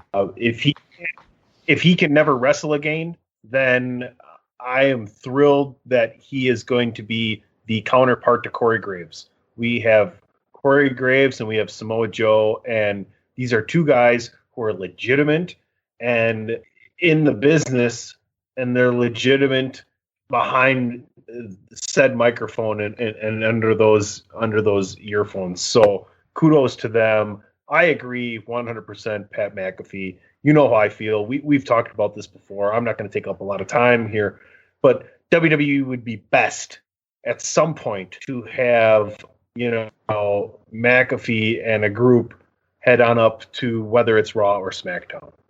If he wants to do it. I mean, that would take a full-time commitment, and I'd love to see that. To do. I hope he does. I can't believe they haven't done it. I can't believe they haven't done it under these circumstances where it doesn't take a lot for him. He can be right there where they are. I mean, it's all centralized right now. There's no traveling. It's the best time to be a WWE superstar in the history of the WWE. But they may not pay him as much as he's making on his own. So, no, but he can do what he's doing on his own in addition to what he's doing. You know, he can say, you know what, for the next 2 to 3 years, whatever kind of contract he wants to sign. Right now, I love this. I want to make my name in this, like I've made my name in so many things, and it's going to further what he's going to be able to do afterwards on a limited basis. If I just take the time to do this in addition to what I'm doing now, he can really grow, something for the brand. You know what I'm saying? For the brand. It's got to be for the brand. That's all that matters. AJ, what do you got here, man? See, I was going to pick Pat McAfee. I was. If it said Rookie of the Year, I definitely would have been like, hell yes, Pat McAfee. I know he's only had 2 matches, but he literally brought it. He, like we said before, he had the neck brace on for War Games, joking around saying that he might have separated his T1 and T2 vertebrae. Actually had the neck brace. Kept saying, yeah, I have to sit on a donut. Freaking the Adam Cole match, he actually was limping around because he kicked the steel steps. If it said Rookie of the Year, yes, I would have agreed with Pat McAfee. It says Breakout, though. It was my thing. Breakout for me, and I can get a lot of humbug because I'm going to be talking about Rey and Tunney's favorite company again. I'm going to give it to Chris Bay. Chris Bay has been making a lot. He's been doing good. I'm not saying he's a rookie by any means necessary. I know he's been doing it for a while. But the ultimate finesser, actually going out. Everyone remembers the old X Division back in the day where it was, you'll never see this with Elix Skipper doing the high spot off of the cage that apparently they never even rehearsed, or the Unbreakable 3-way against Daniels, Joe, and AJ. Chris Bay is probably the most X Division person in Impact right now from the old days, where he has the strength, he has the athleticism, he has everything that you could wish for. And not only for Impact, New Japan too. He was in the Super J Cup, which he deemed the Super Bay Cup, and he wanted to win that. He put on a performance like no other on that one. So I got to give Breakout to Chris Bay, but if it was Rookie, FTB for the brand, let's go Pat McAfee. It's a good call, man. I like that one. Didn't think about that, but then again, it's Impact, that sort of thing. But anyway, Ray, what do you got here, man? I'm a Chris Bay fan, for the record. That's a fantastic pick. It's wrong, but it's a great pick. Because the answer is Pat McAfee. And I want to use your wording. Because there is a distinction, ever so slight, but it's a distinction between Rookie of the Year and Breakout Star of the Year. But I cede you this. Solely because of Pat McAfee, ESPN has covered WWE on TV much more often, right? They built up to the Adam Cole match on Get Up. The match was made on Get Up, officially, right? Triple H was on Get Up multiple times this year because of Pat McAfee. Adam Cole is now bigger worldwide than he's ever been because he's feuding with a legitimate sports star. He's not a star because of his playing sports, but he's a star in sports nonetheless. The consistent talk NXT is given on Pat McAfee's top-rated show every morning is big talk, right? So not only is he the breakout in that he's had the best promos in NXT, he's had 2 top-notch matches in NXT. He's given 2 of the best wrestlers in that company, Oney Lorcan and Danny Burch, the first direction they've ever had since signing with that company, right? The fact that he's the reason Pete Dunne came back, and Pete Dunne is maybe better than he's ever been. I'm talking US NXT, not NXT in general. But he's the reason for that. And we missed the fact that he could have been the single-handed reason why Rich Holland could have been a superstar until his leg imploded. So it's not just the matches and the promos; it's everything around it. He has made NXT. He's done more for NXT than any other, than more than Ciampa, more than Gargano, more than Shirai, more than Ripley, more than Balor, more than Cross, more than Lee. What McAfee has done for NXT is bigger than the NXT title being defended at WrestleMania, because he has actually put it in places, that brand, where people will notice and understand and be interested by that show. All of McAfee's anything he does in the ring is all over ESPN and SportsCenter, or Get Up, or First Take, or this or that. So when you say breakout, like, my man broke out of the wrestling spectrum and made NXT break out of the wrestling spectrum. So yeah, Chris Bay, he's not a rookie, but this was the year of the Ultimate Finesser, 100%. That match he had with Rich Swann, I watched that. Fantastic. But yeah, I just think this isn't his year compared to Pat McAfee. Like, Pat McAfee killed it this year. It's an interesting story because PC will know this because he's been on this in the past. It used to be called Rookie of the Year. And I switched it to Breakout Star of the Year because there are so few pure, real rookies in pro wrestling. Pat McAfee's actually a pure rookie because he never stepped in the ring before. But it's all great calls, good discussion all the way around. I love your guys' opinions on stuff. PC, what's up, man? I might forget to do this later, but if I was going to truly pick a breakout star of the year and less be tied to rookie of the year, it would be a man named McIntyre. Don't dwell on that. Let's just move forward because we're going to get to that. Yeah, that might be true. Speaking of, let's see where you go with this thing. I'm wondering about this myself. PC, lead us away on your pick for Rivalry of the Year. 100% Sasha and Bayley, without a doubt. It carried us through the early times and into, once again, like some kind of a little bit of clarity in what's been happening. These two have been going back and forth forever. Their connection is amazing. I mean, the matches they've had, we're going to get to that. And then just like the way their characters have evolved, right? I mean, we went back and forth, heel and face and heel. It's been great.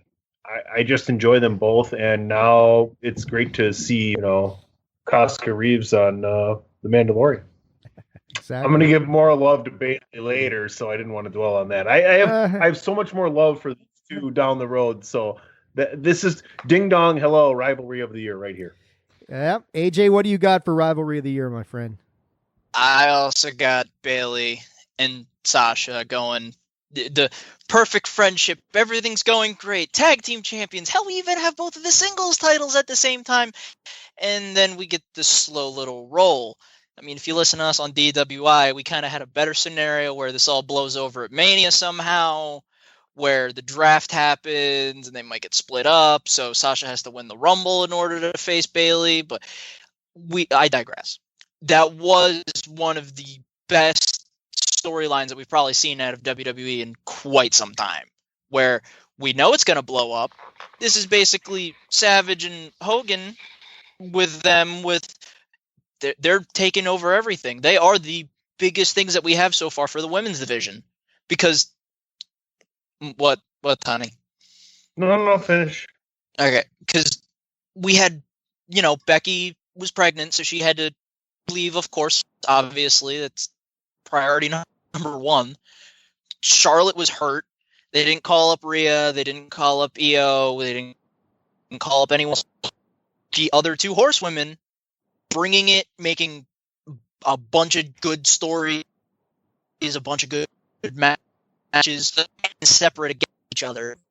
That has to be the Rivalry of the Year. So before Dave and Ray give their opinion here and possibly stray from what we're already talking about, it seems almost as if WWE not only has the turn of the year, but the Rivalry of the Year. So why not are they not the Company of the Year as you guys continue in this subject is my fleeting question. Because it's like comparing the NFL to college football.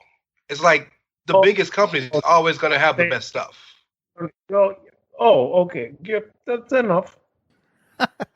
Is that fair, Dave? That's fair enough. I mean, there's aspects that WWE certainly did better than AEW, and no doubt about that. I'm just saying overall, looking at taking everything into consideration, the totality of the circumstances, I would still give it to AEW. But anyway, Ray, what's your opinion here on Rivalry of the Year? Because we could debate with Tunney for the next hour, and who wants to do that?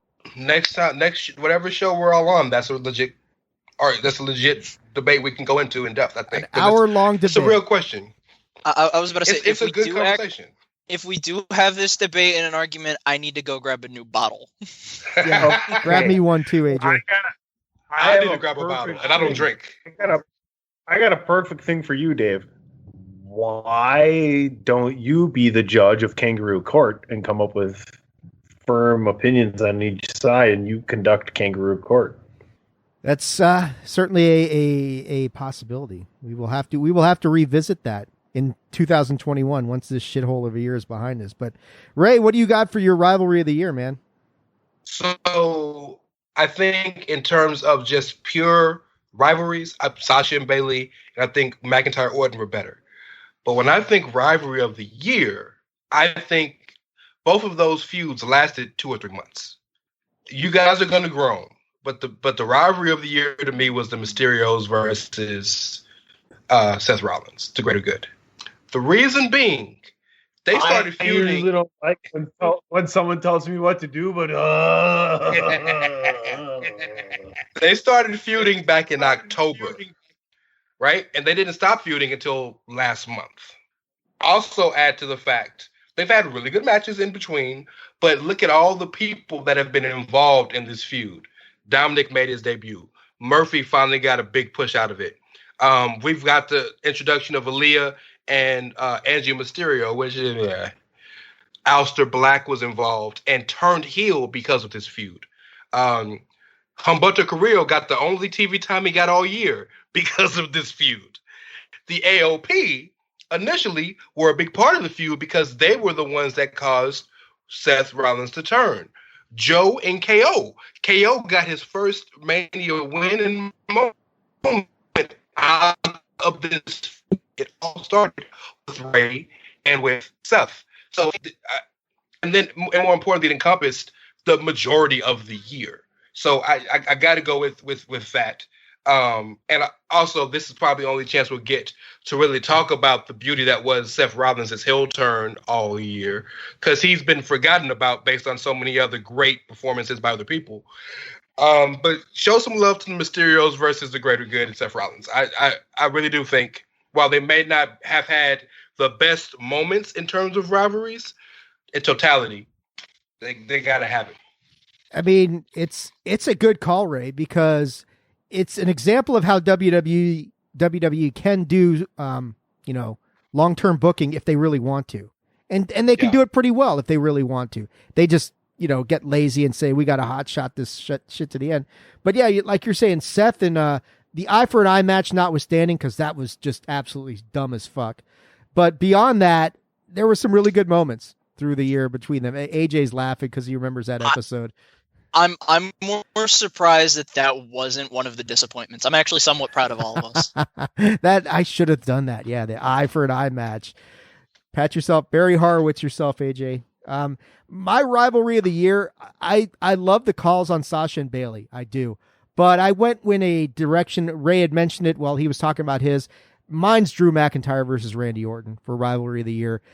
Simply because Sasha and Bayley, they weren't rivals for most of the year. And it was building and building, and then they had a couple of really excellent matches. But I look at Randy and I look at Drew, and I look at the promos that they cut on each other, and then you look at what they did. You've got 4 distinctly different matches that these guys did involving the WWE Championship. You had the straight-up match at SummerSlam that didn't end the way you were thinking. Backslide pin, and it's over. Then you had the ambulance match, which we were all adamantly convinced this is where Randy Orton takes the title, and he doesn't. Then they go to Hell in a Cell where you're like, oh, Randy's shot is low. It's not going to happen here. Randy wins the title. And then they fuck you over again thinking, well, why would they put the belt back on Drew right before Survivor Series? But they did. So everywhere they went in that rivalry, where they kept you guessing with things that you thought were going to happen, didn't happen. And that rivalry, I mean, it started with Edge, yes, but the Drew McIntyre Randy Orton rivalry was where Randy Orton, he didn't get my vote for promo of the year, but if I'm looking at cumulative promos of the year, Randy Orton wins, and there's nobody close to him because he has done an amazing job with his promos this year. But I just love the series of matches between Drew and Randy. They carried the WWE Championship scene for what, 3-4 months, which is hard to do in a COVID era. Gets my pick for Rivalry of the Year. On we go to Moment of the Year, and this one is all about Mr. AJ Balaz. What do you have for your Moment of the Year in this crazy year that was 2020, AJ? My Moment of the Year, and I know we've talked about it millions of times already, you know, it all had to start, and I don't mean when he came in, beat the shit out of Strowman and The Fiend. I mean when the whole contracts and everything were being signed, Bray signed it, Strowman signed it, and then you have Roman declining it first. And then at the end of that SmackDown, he goes, I'm going to win the Universal Championship. And that's not a prediction. Looks to the side. That's a spoiler. Roman siding with Heyman was probably the biggest moment that I've ever seen where I'm like, oh, he actually went with Heyman. He is going to be a dick. This is the heel turn. He's actually going to be the Samoan ass kicker, the man that doesn't give a shit what you say, wreck everything and leave, to quote my brother, the Samoan sex machine. And he's ran with it ever since. So I got to say, him looking over to the off camera and saying that's a spoiler, and you see Big Paulie, he doesn't have the telephone in his hand. He doesn't have that giant brick, but that was definitely oh my God. That was a hell of a moment. That's a great call, AJ. That's one that I didn't think about it at first, but now that you mention it, it's like, wow, that is a holy shit moment. Ray, what is your Moment of the Year for 2020? Can Moment of the Year be the fact that somebody actually read their contract? Because Roman actually read the contract he signed for the first time in history. I don't have to show up to in the match until I want to. I got you. My moment of the year was, Dave, your promo of the year. Becky Lynch being pregnant. Ultimately, all this shit don't matter. At the end of the day, they're going to go home to their families. And in a year with COVID, where so many people have lost their families or so many people have had to get closer to their families, the fact that honestly, I think unarguably the biggest star in the business at the moment says, nah, wrestling, my family's more important. I'm having a baby. Here's the title. You know what I mean? Like, I think that's the biggest, going out on top like that. And you know she'll be back. But the decision to let her beat Shayna at WrestleMania, Asuka's response, which we've all gushed about, which seemed genuine and so beautiful. Shout out to Becky and the baby. They just had it, didn't they? They just had the baby. Just a few weeks ago. Yeah. Yeah. Congrats to them. For me, that's it. Yeah. That's a great call as well. For me, let's see. Dogs are going crazy here. My Moment of the Year happened at an event you were at, Ray. You talked about it earlier. You were at this event, and it's got to be Edge's return. That was the moment of the year that actually, like, almost kind of brought, that got me a little bit misty when you watched Edge come out, because I remember going into the Rumble, there was all this speculation. There were a lot of rumors Edge was going to come back. In the back of your mind, you're thinking, no, they're not going to do that. Edge can't come back. He's too hurt. When his music hit and he came out and that place lost its mind. And then I think the moment that got me was when Edge is walking down to the ring and he stops, and you could see the moment settle upon him. That, holy shit, I'm actually here. This is really happening. The look in his eyes where you saw not tears, but almost tears. Nothing like that. Nothing came close to that this year for me. That was the moment of the year for me. Edge returning, and that pop he got, and then him coming in and spearing McIntyre and spearing Dolph, and man, what a moment. And then he almost damn near won the fucking thing. So Edge's return to me gets moment of the year. Yes, Ray. I just real quick. I've been to a lot of wrestling shows. Been to a lot of pay-per-views, a lot of major Raws and SmackDowns. I've been to multiple WrestleManias. The only moment I've seen that had a bigger pop was Daniel Bryan at WrestleMania 30, and that's the biggest pop I think we've seen since the Attitude Era. That crowd and that building, the top came off. So I just want you to, I need you guys to understand, as crazy as it came off on TV, it was even like we were in there holding each other crying. So excited. I need y'all to understand. So I need you to understand, though, that many of those moments have been crushed audio-wise by the WWE for fans watching outside of the people that are there. So there have been those moments.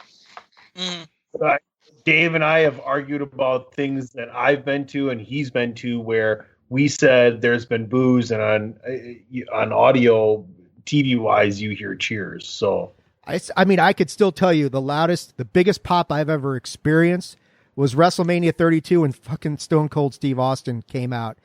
That play, I mean, Gator You were there too? I was there, yeah. Gator was there with me. We almost had a heart attack screaming so loud for Stone Cold. You were there, Ray, so you heard that pop. I mean, in that stadium. Yes, but Cena's pop was bigger. Was it? I don't think so. Cena's pop was bigger. Maybe where you were sitting. Because people didn't expect to see Cena. Maybe. I don't know. Austin is always. Anyway, I digress. Tunney, what's your moment of the year, man? Moment of the year. Well, my moment of the year kind of ties two things together. And one is when Roman Reigns showed up at SummerSlam, and the fact that my good friend right here, my best friend, the man, the myth, the legend, the attitude of aggression himself, Master, called it right after a podcast we did. Right after we got done recording, yeah. Hey, he messaged me. He's like, "This is it." After us, putting our thing together like we do, he came to this conclusion, and to me, his conclusion and messaging me is the moment of the year, and it coming to fruition, it solidified it for me. So, like, seriously, you officially got a moment of the year on your very own Swaggy Awards. That's kind of cool. I mean, it was interesting. I remember texting Tunney, messaging him saying, hey, what if this whole thing, you'll never see it coming, involves Roman Reigns? No one else was saying that. Nobody else said that. Nobody else that I know of. A lot of people message me back and forth. I'm on a lot of shows, everything else. I didn't hear anybody else writing it. I mean, until you said it, I didn't see anything else about it. I will be happy to take full credit for that. Absolutely. I own it. I own it. So Roman's return at SummerSlam was a hell of a moment. Let's move on, though. Let's keep the train a-rolling here. Let's go to Ray to tell us what his pick was for upset of the year. Okay. This was probably the hardest one for me to really delve in because, I mean, I'm assuming some of you, if you guys went the Japan route, might have Evil beating Naito. But my upset of the year is Leon Ruff beating Johnny Gargano to win and win a North American Championship for so many reasons. Number one, hey Ray, it's my pick too. So go on, brother. Okay. Go on, man. All right. Well, thank you. It's mine too. The fact that the kid got a contract off the backs of being so loved in the back because he made people look so good. That's facts. He came from Evolve, took 3 black masses and made them the best that he's ever looked. And people loved him so much in the back that everybody was fighting over who got to use him so they could squash him. And my man got a contract off of that. To the fact that it kept the whole idea that Gargano can't defend a title. The fact that it elongated, I think, a fun feud between Priest and Gargano. And my favorite moment of that entire thing, the whole wheel thing is hilarious to me, but was when they put the belt around him and it fell to the floor because he's so skinny. Beautiful television. And man, the kid deserves it. He's a hard worker. He's actually really good in the ring. And it continues the idea that people think WWE is the land of the giants. You got a 5'9", 145-pound dude who was your secondary champ, one of your major brands. So, shout out to Leon Ruff, man. And he just got engaged to Asia Smith. So good 2020 for the kid. Yeah, I mean, it was my pick as well. It just he's like you're saying, Ray, he's just a guy who came out of nowhere. You're looking at this thinking, oh, this is a Gargano squash match against this kid. Who the hell is Leon Ruff? That sort of thing. And then the next thing you know, he's NXT North American champion. And then and then I think of that triple threat match at, where is it? At War Games, right? When Johnny won the title back. He really showed what he could do in that match. I mean, he didn't win, and you knew he wasn't going to win. I mean, well, I say that, but as the match went on, you started to almost believe in him a little bit. Like, man, this kid might be able to pull this shit off. But it just came out of nowhere. And if I swear, if you or AJ says Lana beating Nia Jax, I'm going to be really upset with you. So that sort of thing. I just saying that right now. But anyway, I agree with you, Ray. I think that this kid coming out of nowhere, winning a title, beating a guy like Johnny Gargano, that's the upset of the year for me. PC, please don't disappoint me. What do you got for upset of the year here? Upset of the year. Oh, yeah, Tucky. I mean, Otis winning the Money in the Bank. Which could also be disappointment of the year as well. Yeah.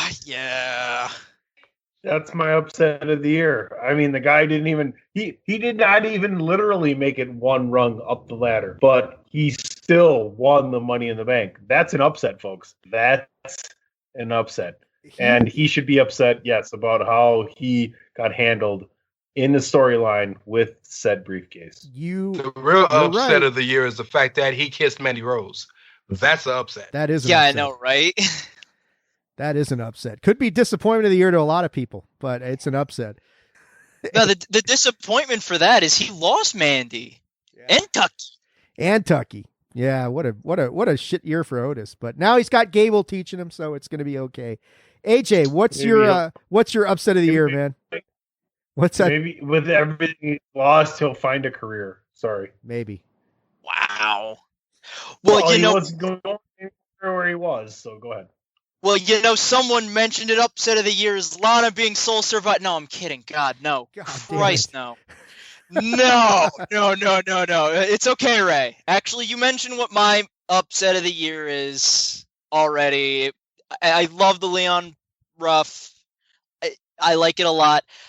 I kind of had the feeling, though, with the whole wheel, and it's like, it's waited to be the jobber. I had a feeling I'm like, Gargano's getting a little too cocky of himself. I think he's losing it. Mine, though, is the other one that you said. Evil becoming double champion, beating Naito. Because I'm not knocking on Evil, or if you actually saw him in ROH before he got the gimmick Watanabe. Knock him. Go ahead. Like a door knock, just all the way down the door. Knock the hell out of him. Go ahead, please. But like I said, I'm not saying he's bad. He's not bad at all. I actually got to watch him live at the freaking Hammerstein Ballroom when they did the New Japan Live last year, and he was entertaining. It got a little delayed, and he actually cut the best promo because 2-hour delay, and he goes, "It is very late. It's very dark. New York is evil. New Japan is evil. Everything is evil." And he got probably one of the biggest pops that wasn't Okada or Sonata at that time. So him not only dumping LIJ, joining the Bullet Club, and proving, yeah, I actually can do it. I have what it takes to actually be a leader. I don't need Naito to be a star. I am a star. Watch me. Drops Naito, 1, 2, 3. We have a new double champ. Granted, it didn't last that long, but we have a new double champ. And Evil proved he is as good as he looks. That, and he's also marrying, or he's engaged to Io Shirai, so you lucky son of a bitch. Well, those are all great calls, guys. I mean, Leon Ruff, the Evil's winning that thing. I mean, all fantastic calls. Excellently done, fellas. Yeah, yours too, Tunney. Exactly. Well, all right. So now we're getting into this section of the show where we're talking match of the year, and these are broken down into tag, women's, men's, overall, that sort of thing. I'm going to lead this off with my pick for tag match of the year, and my pick for tag match of the year is FTR versus the Young Bucks from Full Gear. As much as you might want to criticize AEW's women's division, and believe me, there's a lot of shit that you can criticize with them about that. Their tag division continues to be strong, and it only got stronger when FTR was added. And they built this thing with the Young Bucks really well. They didn't, it wasn't like the first thing that they did. They had FTR go and win the titles, and then they had this match against the Young Bucks, which was just the best tag match I've seen all year by far. I thought they told a great story. FTR with the whole old school stuff, the Young Bucks, who are normally much more high flying, but in this match, they kind of changed their style ever so slightly to match FTR. And, I like the way the match ended. I wanted to see something a little bit more dramatic, but still, that quibble notwithstanding, I didn't see a better tag match this year than FTR versus Young Bucks at Full Gear. PC, what do you got on this category? Tag team matches of the year, I have the SmackDown Elimination Chamber match. I thoroughly enjoyed it. I mean, The Miz and Morrison were in there. We had a whole bunch of good things going on. I believe we also had New Day, Ziggler and Rude, Lucha House Party, the Usos, one of their last matches together. But if you remember, I believe it was one of the Lucha House Party who climbed the entire upwardness of the roof of that chamber and did some kind of a splash onto everybody. So one of the honorable mentions for spot of the year. But I just really enjoyed the match overall. I wish WWE would treat the men's tag team championships as they did the women's, and it could float between brands. I think it would give it more legitimacy and depth. Yeah, that was a really cool. I mean, that goes back to the time when there were still fans there, and I remember the match. I remember the end was really cool, like the way that Morrison and Miz got the pin to retain. That was wasn't it on Kofi? I think they pinned Kofi, wasn't it? I think so. Yeah, that was a hell of a match. You're right, Tunney. Excellent call. AJ, what do you got for your tag team match of the year? Well, I know Tunney's been bashing it. Big Dave and Ray, they both praised it. I'm not going to go with the Bucks and FTR. I'm going to go with an earlier one. I'm going to go the Bucks versus Omega and Hangman from Revolution in February. That was actually good. I liked the match. It felt like it was a ripoff of the Young Bucks versus Omega and Ibushi from last year in New Japan. But they still did it. It was great. It was still good. It was still, you still have everyone. I'm not usually one for all the high spots or going super fast paced, but it really worked with both teams. It worked very well. Everything was elegantly done. So I have no hate on it whatsoever. This is probably the one time where I'm like, AEW, yay! And that's probably about as much praise you're going to get from me because I'm a stickler for AEW too.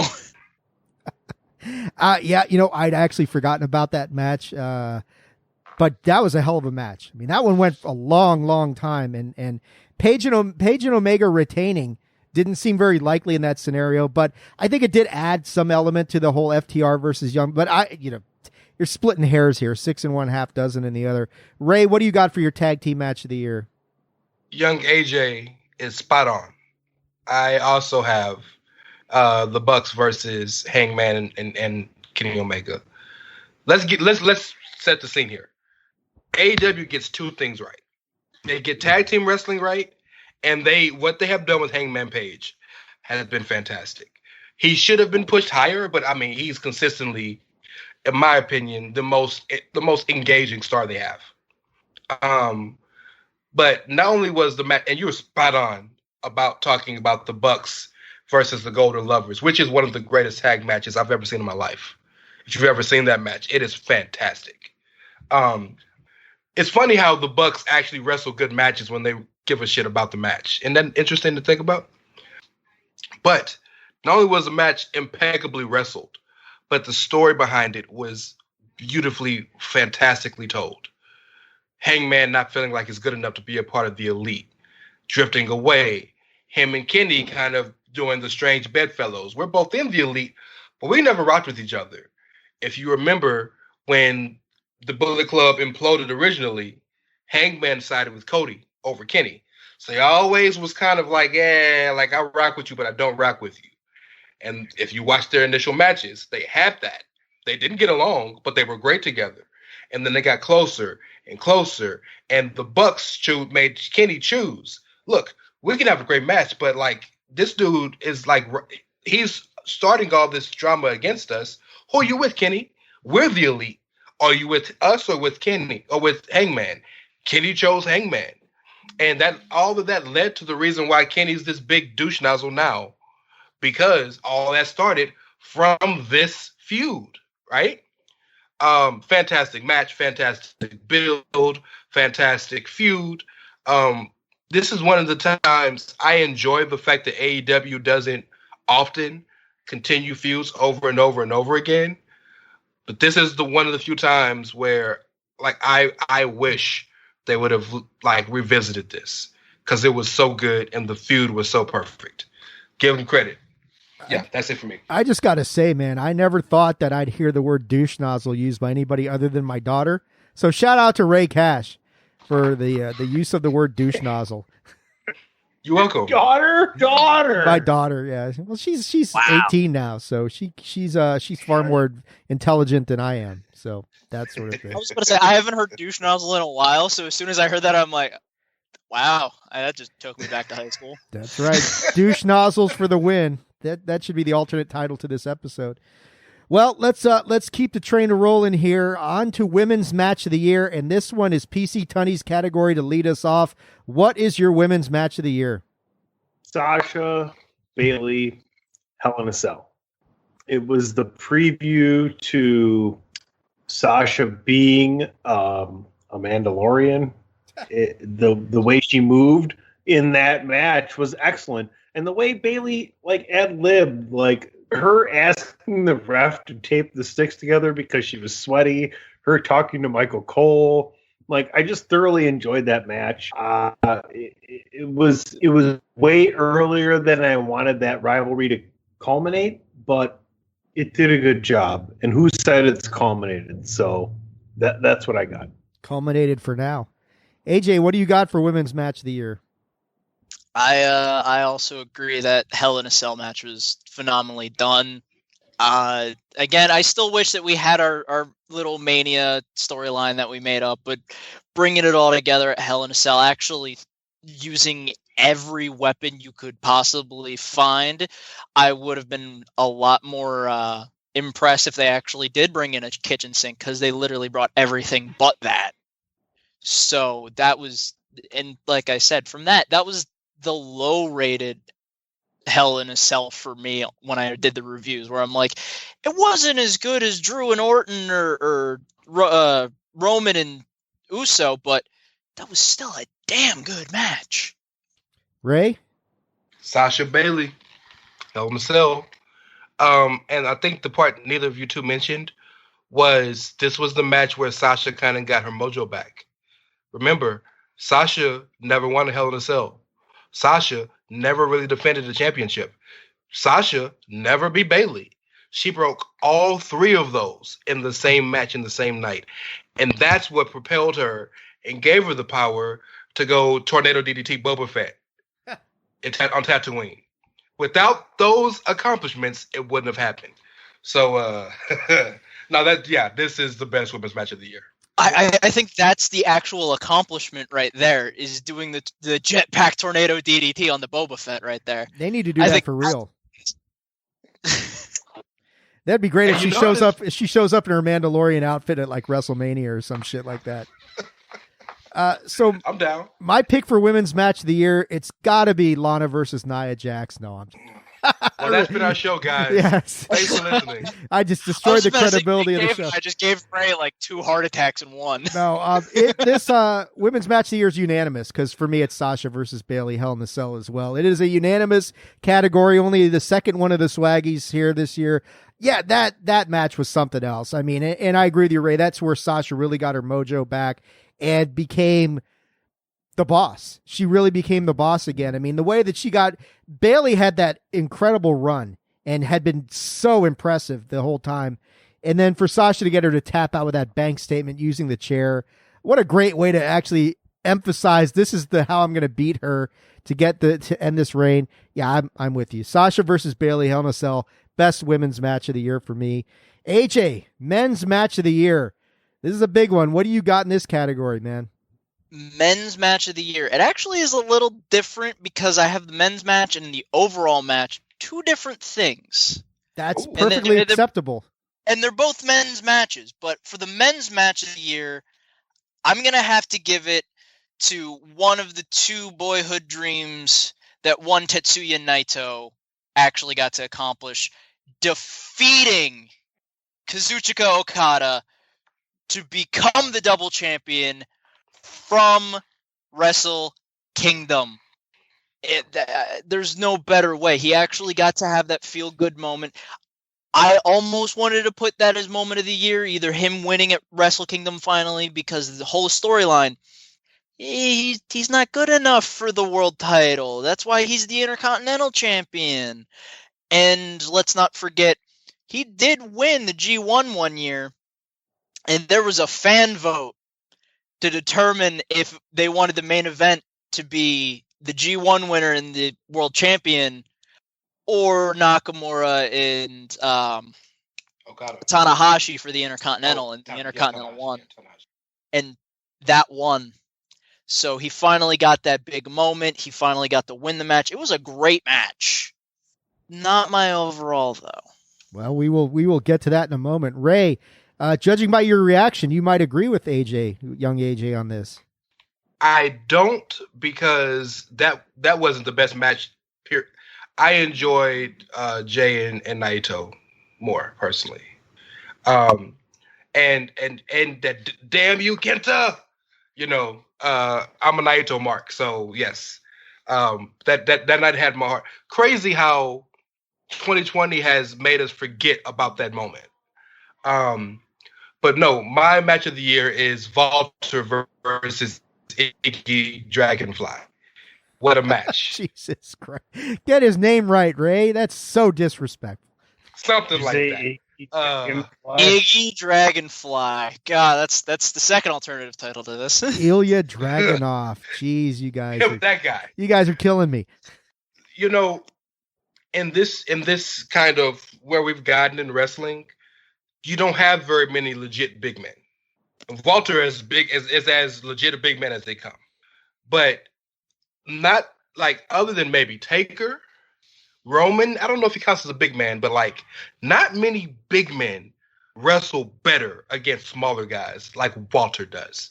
He is built to bump for 5'10", 190-pound guys, because he made everything that Dragonfly did look truly hurt, like brutal.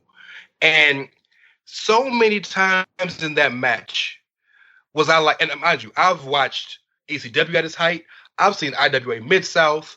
I've seen CZW. Like, it takes a lot for me to say, ugh. I did it like 10 times in that match. And like, when he smacked the back of his neck, it's just a beautiful, brutal match. And another thing I love about the match is that's one of the few matches where you can tell both people give a shit about wanting to win. Like it mattered. Not just that. So much of this is, we know that the curtain's been open and we know it's a performance and this and that. Both of those gentlemen actually seem like they gave a shit about beating the other person. Beautiful match. Damn, I hate it had no crowd. But both of those men, they deserve the month and a half vacation they got afterwards, because I don't know if they were cleared. You know how at the end of a good MMA fight, how both people are medically disqualified for fighting for like 2-3 months? That was Walter and Dragonfly, or Dragunov, or whatever his name is. That guy. Great match. It's my pick too, Ray. Walter versus Dragunov's my pick as well. From the October 29th, 2020 NXT UK. Please go watch this match. They do not do matches like this anymore. I'm not even sure if they ever really did matches like that to begin with. And you were absolutely right, Ray. There are moments in that match that just make you stop and say, I know this is a performance, but I'm not sure this is a performance anymore. And I mean, the chops that Walter laid on Dragunov are just so devastating. And it's not just chops to the chest, chops to the back, kicks to the back. Ilya Dragunov took an ungodly beating in this match, staged or otherwise. That was brutal to watch. And the moment, I mean, the end of the match is so beautiful in its brutality, where Walter catches him in that sleeper. Dragunov is unconscious with his mouth open, gurgling up blood coming from it. You just don't get moments like that. And I so agree with you, Ray, that if that was in front of a crowd, it would have got the reaction. It would have got the reaction that Dunn and Tyler Bate did at the first NXT TakeOver Chicago. It was on standing ovation. It was on that level. It sucks that they had to do that in front. But then again, the fact that there was no crowd there, you could literally hear flesh tearing with every chop that they made. It's a match that you just don't see anymore. I'm not sure we've ever seen anything quite like that one.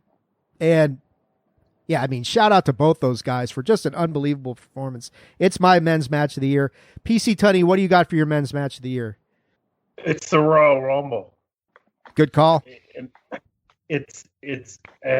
I'll just get it out of the way. It's my overall match of the year too. I mean, it's just the match of the year to me. The storyline that they put us with, Brock Lesnar eliminating the first however many people, and then to set Drew McIntyre up to what they've successfully done with him. Like, they've paid this off. Do you not, like, people need to understand that. They paid this off. They built up Brock, they gave it to Drew, and they've paid it off. And Drew's done a very, very, very good job with it. So that's both of mine. That's my time for both of those. Very expedient of you. Nice economic use of your time, my friend. Switching over to overall match of the year, Ray, what's your pick for overall match of the year? Much like Tunney, I have to use the same match I use. I got to go with Walter versus Isaiah Dreamstone again. My God, the match. How many names does this guy have? It's just a beautiful. When I talk to people who aren't wrestling or fighting fans, they don't understand what I say when I say beautiful brutality. That match was as beautiful as it gets from a brutality standpoint. And I'm with you, Ray. It's my overall match of the year. AJ, I know your overall match of the year is going to be the only one that differs from your men's match of the year, so please enlighten us. I'm definitely interested in hearing this. See, with me, with the men's match of the year, it was the feel-good moment for Naito, where it was Naito, all that was for Naito. For me, the overall, I'm agreeing with Big Dave and Ray here. That match was nothing short of brutal. You had Big Von Volta go out against Dragonfly, Drago, whatever the heck you want to call him. Drago. Well done. I'm using that. I'm using that from now on. Big Von Volta. I'm using that. That's beautiful. Big Volta actually dismantling Ilya Dragunov, and Ilya just gets back up. He wants to win. He actually thinks he's going to be the one to dismantle Walter. And he's just taking everything. Like you said with the sleeper where he's choking up blood. His back, his neck, his chest all looked like it went through a cheese grater and a freaking meat tenderizer all in one. So overall, if you wanted to really watch wrestling and you're hating it, but you're big into fights like UFC or boxing, yeah, here you go. Here's one match. You can watch it on the WWE Network because, hey, NXT UK needs some love too. That was hell to watch. It was disturbing, but it was so awesome at the same time. This is why wrestling is such a great sports entertainment is so fantastic because it can make you cringe and make you cheer all at the same time. So, well, guys, we are down to our final four. It's time to hand out the hardware for individuals of the year.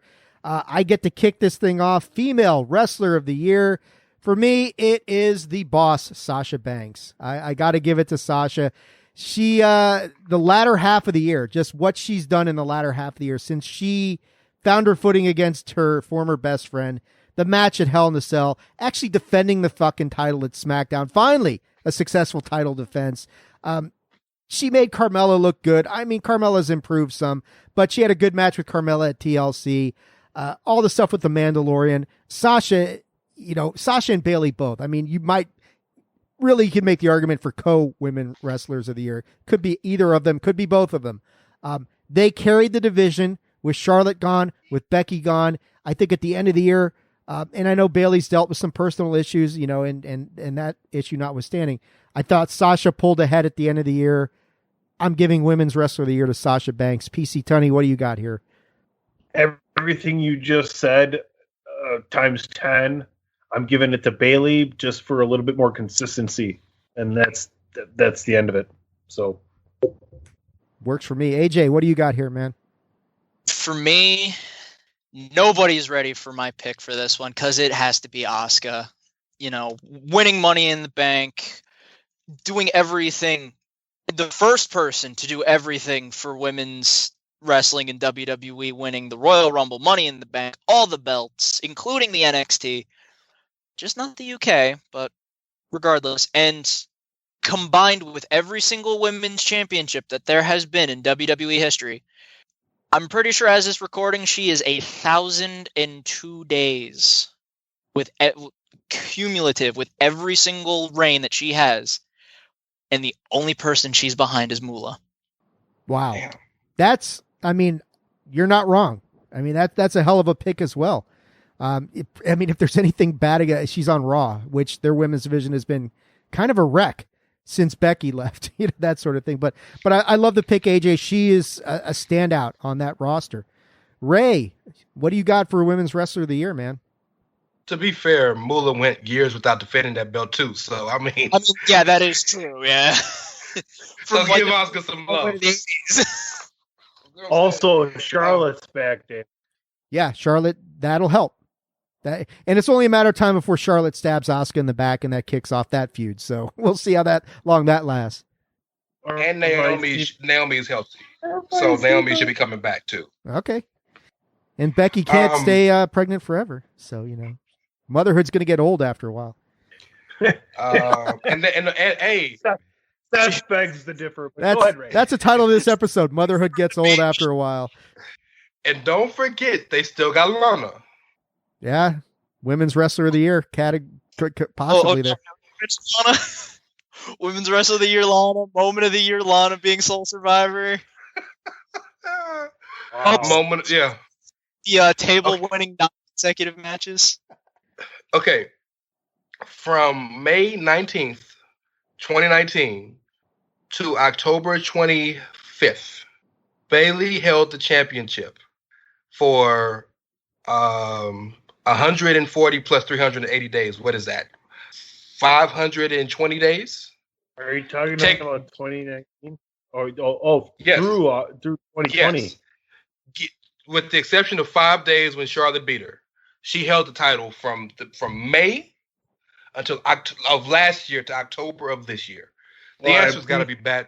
I appreciate you making my point. I got you. Yes, the answer's got to be Bad Bayley.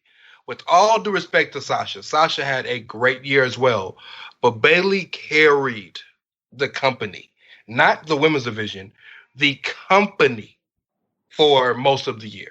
Sasha turned up after the first half of the year, but by and large, Sasha was Bayley's sidekick for most of the year. Legitimately, it was all about Bayley. So shout out to Bad Bayley. She's got to be the Women's Wrestler of the Year, in my opinion. Yeah, it's a good call. Like I said, I'm almost tempted to say co-women of the year between Sasha and Bayley. That'd be fair. That would be a fair move.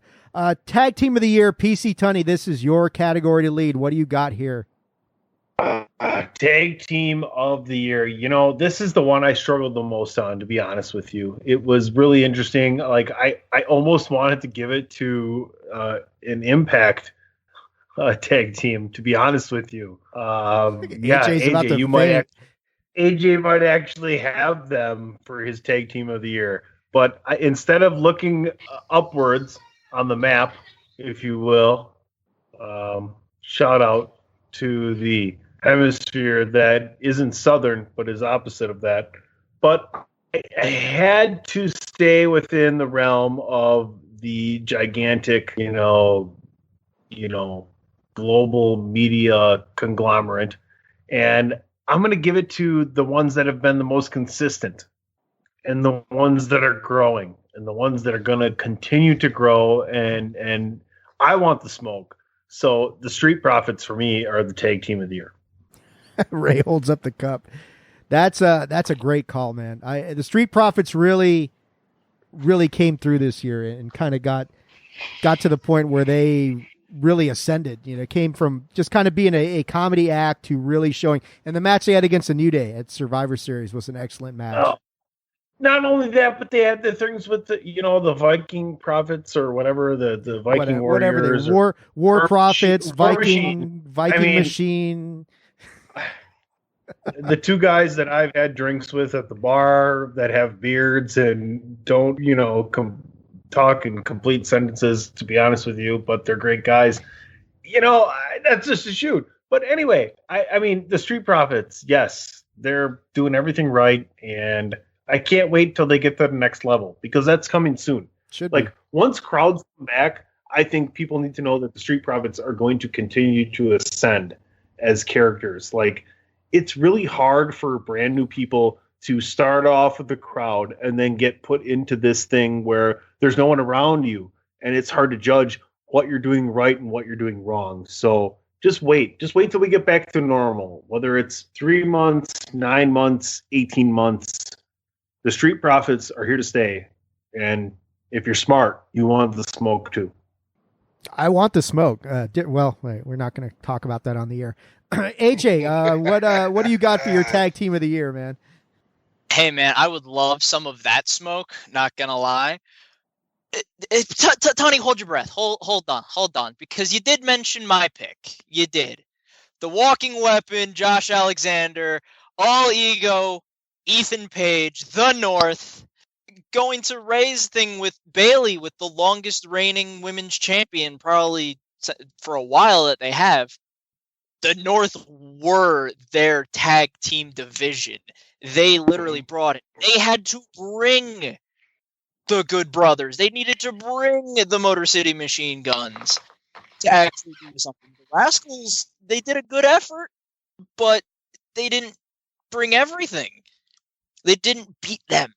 They held those tag titles for a year. And now we have a little bit of, they might break up, they might do whatever now. Who knows what's going to happen? But they, other than before the whole Tessa bullshit, Tessa was the person that was killing them. But now that she left, she had her little hissy fit. She's down in Mexico with Daga, having a good time, drinking whatever, getting engaged. Who cares? Who knows? I don't really give a damn, because the North brought it. They carried Impact. They carried that tag team division. I got to give it to them. The Street Profits, great pick. I would have said them too. But if the North didn't do what they did, they elevated everything for that championship alone. I have to give it to them. That's a hell of a pick. Tunney knew it was coming. Kind of predicted that. The North, it's not just the Toronto Raptors. Well, wherever Toronto's playing this year. Ray, what do you have for your tag team of the year, man? They can play in the old Supersonics arena. Oh, there you go. I think it got imploded, didn't it? Gut punch. The North is the only other option besides the Street Profits, but I'm going with the Street Profits. March 20th, they won the tag championships. They've probably lost like 5 tag matches all year. They held the belt for 200 and some odd days, and then switched titles with the New Day because they were going to the new show. And They don't look like they're going to lose anytime soon. They're my answer. Tunney made a great point. When there's crowds back and when they have that defining feud, that'll be when they break out. WrestleMania 37, the new and improved Usos. That's what I want. Give me Profits, Usos, with 10,000 fans in that 67,000 seat arena. That's all I want. That's what I want. Yeah, I mean, I like the Street Profit. I like the call about Street Profits versus Usos if you have 10,000 people. I went outside WWE for my pick, and no, it's not the North. But I went FTR was my tag team of the year. And the reason I went with FTR is, okay, now correct me if I'm wrong. I'm trying to count this off. I don't think there's another tag team who's been NXT, Raw, SmackDown, and AEW tag team champions. Are there? They're the only ones. I think you can pump them up another way in their relevancy as like one of the biggest crossovers since like WCW and WWE are crossing over talent. Like, right. It just happened. Hey, boom, here's the revival. Right, they're and here, it's different. And they were immediately legitimate the second that they showed up on set. And I mean, one thing I liked about them is that they just didn't yield at the end. They knew they didn't want to be in WWE, and no matter how much money Vince threw at them or what gimmicks he wanted to throw at them or how much he tried to bury them with stupid shit like shaving each other's back in the shower, they just funny though. Maybe.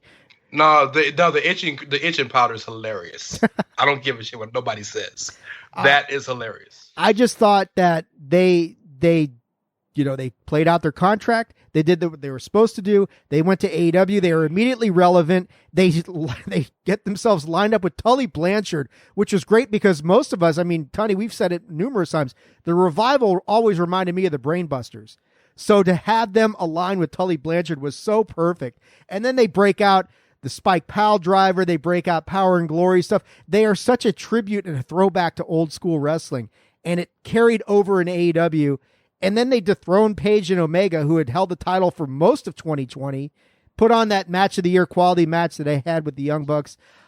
Street Profits are great. If WWE's tag division was better, then I would go with you guys. But I think AEW's tag division is quite a bit better than either Raw or SmackDown right now. So that's why I'm going with FTR for tag team of the year. Well, that was good. That was a good discussion. A couple of votes for Street Profits, one for the North, one for FTR. AJ, it is your place to run with your pick for Male Wrestler of the Year. What do you got here? Male Wrestler of the Year, and I'm not going to lie, this is going to be a little bit of a bias too. It's also going to be Overall Wrestler of the Year. I got to give it to someone who, at the beginning of his character, like a couple of years ago, he didn't have it. He started getting it. He started getting it more and more, and now you just hate the guy. He is a spoiler whenever Eddie he wrestles. Kingston? Is it Eddie Kingston? It is not Eddie Kingston, no. Is it Lana? It's obviously Lana. I was just about to say it's Lana. No, I'm kidding. No, for me, it's a guy who I wasn't very, very big on at first. It's got to be, for me, Jay White. He makes his character look good. He is the first person to beat the G1 Climax winner for his briefcase, and everyone loves to hate him. He is the best heel that they've seen in quite some time. Where you can say, yeah, Bullet Club always had cheering, whether it was AJ, whether it was Omega, no matter what. Everyone fucking hates Jay White because he plays a heel perfect. He will tell you, fuck you, I won the briefcase. I'm going to defend it on the second night since we're having the 2-night Wrestle Kingdom again. I'm going to take a day off real quick. I'm going to become a 2-time champion. He's the reason why there was a dual championship even idea for New Japan where he says, well, I'm going to win the Intercontinental. I'm going to win the IWGP. Hell, if I really wanted to, I'll win the United States, the trio, the freaking normal tags, you name it. I'm going to win it because I'm that damn good. And everyone hates him. It's perfect. He has a good look. You love to hate him. He's got Ghetto in his corner. the man that brought Okada and made Okada, all pun intended, money. He is probably the best wrestler that I've seen in quite some time, next to, Naito and Okada. Well, I have nothing on that. I mean, I can't dispute that. So that's your pick for male and overall wrestler of the year is Jay White. Nicely done, AJ. I don't think we can really dispute your opinion, wrong though it may be. No, I'm just kidding. Well, we know Tunney can dispute it because I said New Japan. You said Japan. Ray, what's your pick for male wrestler of the year? To the Jay White point real quick. This is the portion of the show where I'd like to give all deference to the Tongans because I don't want any smoke from the Tongans, the Samoans, any Polynesians. All deference. The fact that Jay White is the first person that the Bullet Club has said is their actual leader lets you know how for real Jay White is. Because the rest of them were never leaders. The rest of them were the frontmen. Jay White is the leader. All right, so yeah, to my point, to my answer. I'm a big fan of Bill Simmons, right? And the way Bill Simmons thinks you should think about MVPs is simply this. At the end of the year, or when I'm thinking about it years down the line, who's the first person that comes to my mind? In 2020, this is my male and overall rest of the year. The first person that comes to mind is Drew McIntyre. This was the year of Drew McIntyre. From the Rumble to his WrestleMania ascent to holding the company down all through the summer with fantastic matches here and there to what may have been the feud of the year with Orton to what may have been the best match main roster of the year with Reigns at Survivor Series, going to now probably main event another WrestleMania finally with people. This was the year of Drew McIntyre, and more importantly, this is the first year since the Shield and the Wyatts fought, since those two entities broke up and became stars individually, that they've actually made a male star. Drew McIntyre is a made man. Everybody else they tried to elevate was either a star before they came or was an IWC fave. Drew McIntyre is doing interviews with Matthew McConaughey. You know what I'm talking about? Drew McIntyre is a star. And it's thanks to that Royal Rumble match that Tunney loves, where Brock put him over like $1 million. This is the year of Drew McIntyre, male wrestler of the year, overall wrestler of the year, in my opinion. Well, I'm going to agree with you, Ray, for male wrestler of the year. I don't agree that he's overall wrestler of the year, but for male wrestler of the year, for me, it's Drew McIntyre. Narrowly beating out Jon Moxley. I had John was my runner-up for male wrestler of the year. And the reason why I gave it to Drew is kind of the same rationale that I had for FTR over the Street Profits, but in reverse, because I just think the WWE main roster is stronger than anything that Moxley went against this year. I mean, what did he... Beating MJF, okay, fine. Beating Eddie Kingston, okay, fine. You didn't beat fucking Brock Lesnar. You didn't go through those matches with Randy Orton. You didn't have a match of the year quality candidate with Roman Reigns. Oh, by the way, Roman beat your ass when you faced him in WWE, John.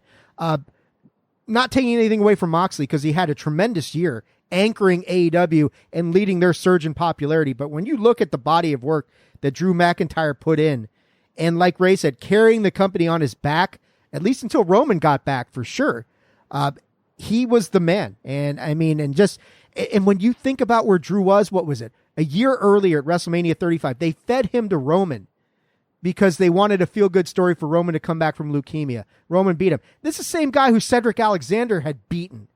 And then he comes out of nowhere. I mean, you can make an argument that Drew, but for Edge, would have been comeback wrestler of the year. To see where he ended up is just remarkable. He's my male wrestler of the year. PC. I made that argument. I know you did. I'm agreeing with you. And an hour later, I'm agreeing with you. And I'm agreeing with you and Ray that the male wrestler of the year is Drew McIntyre for all the reasons you've just said. And I've said it before. Comeback wrestler of the year, wrestler of the year. He's been the most important thing to WWE considering the things that are taken for granted, i.e., the tribal chief, et cetera, et cetera. So that's where I'm at. All right. So we know that AJ's pick for overall wrestler of the year is Jay White. We know Ray's overall pick of the year, overall wrestler of the year is Drew McIntyre. PC, is Drew your pick for overall wrestler of the year as well? He is, actually. And I struggled with this almost as much as a couple other categories. But when it comes down to it, just like the year he's had outside of the years he's had in his career compared to others, when you consider that a breakdown tying factor, Drew McIntyre has been phenomenal. It's been amazing, and it's not only that; it's the things he's done outside of the ring. You mentioned like the Matthew McConaughey interview. What is it? What's that called, Ray? That what he does on WWE Network. Oh yeah, he has his own show now. Drew and Drew. Q and Drew. Yeah, whatever. Drew and A. There you go.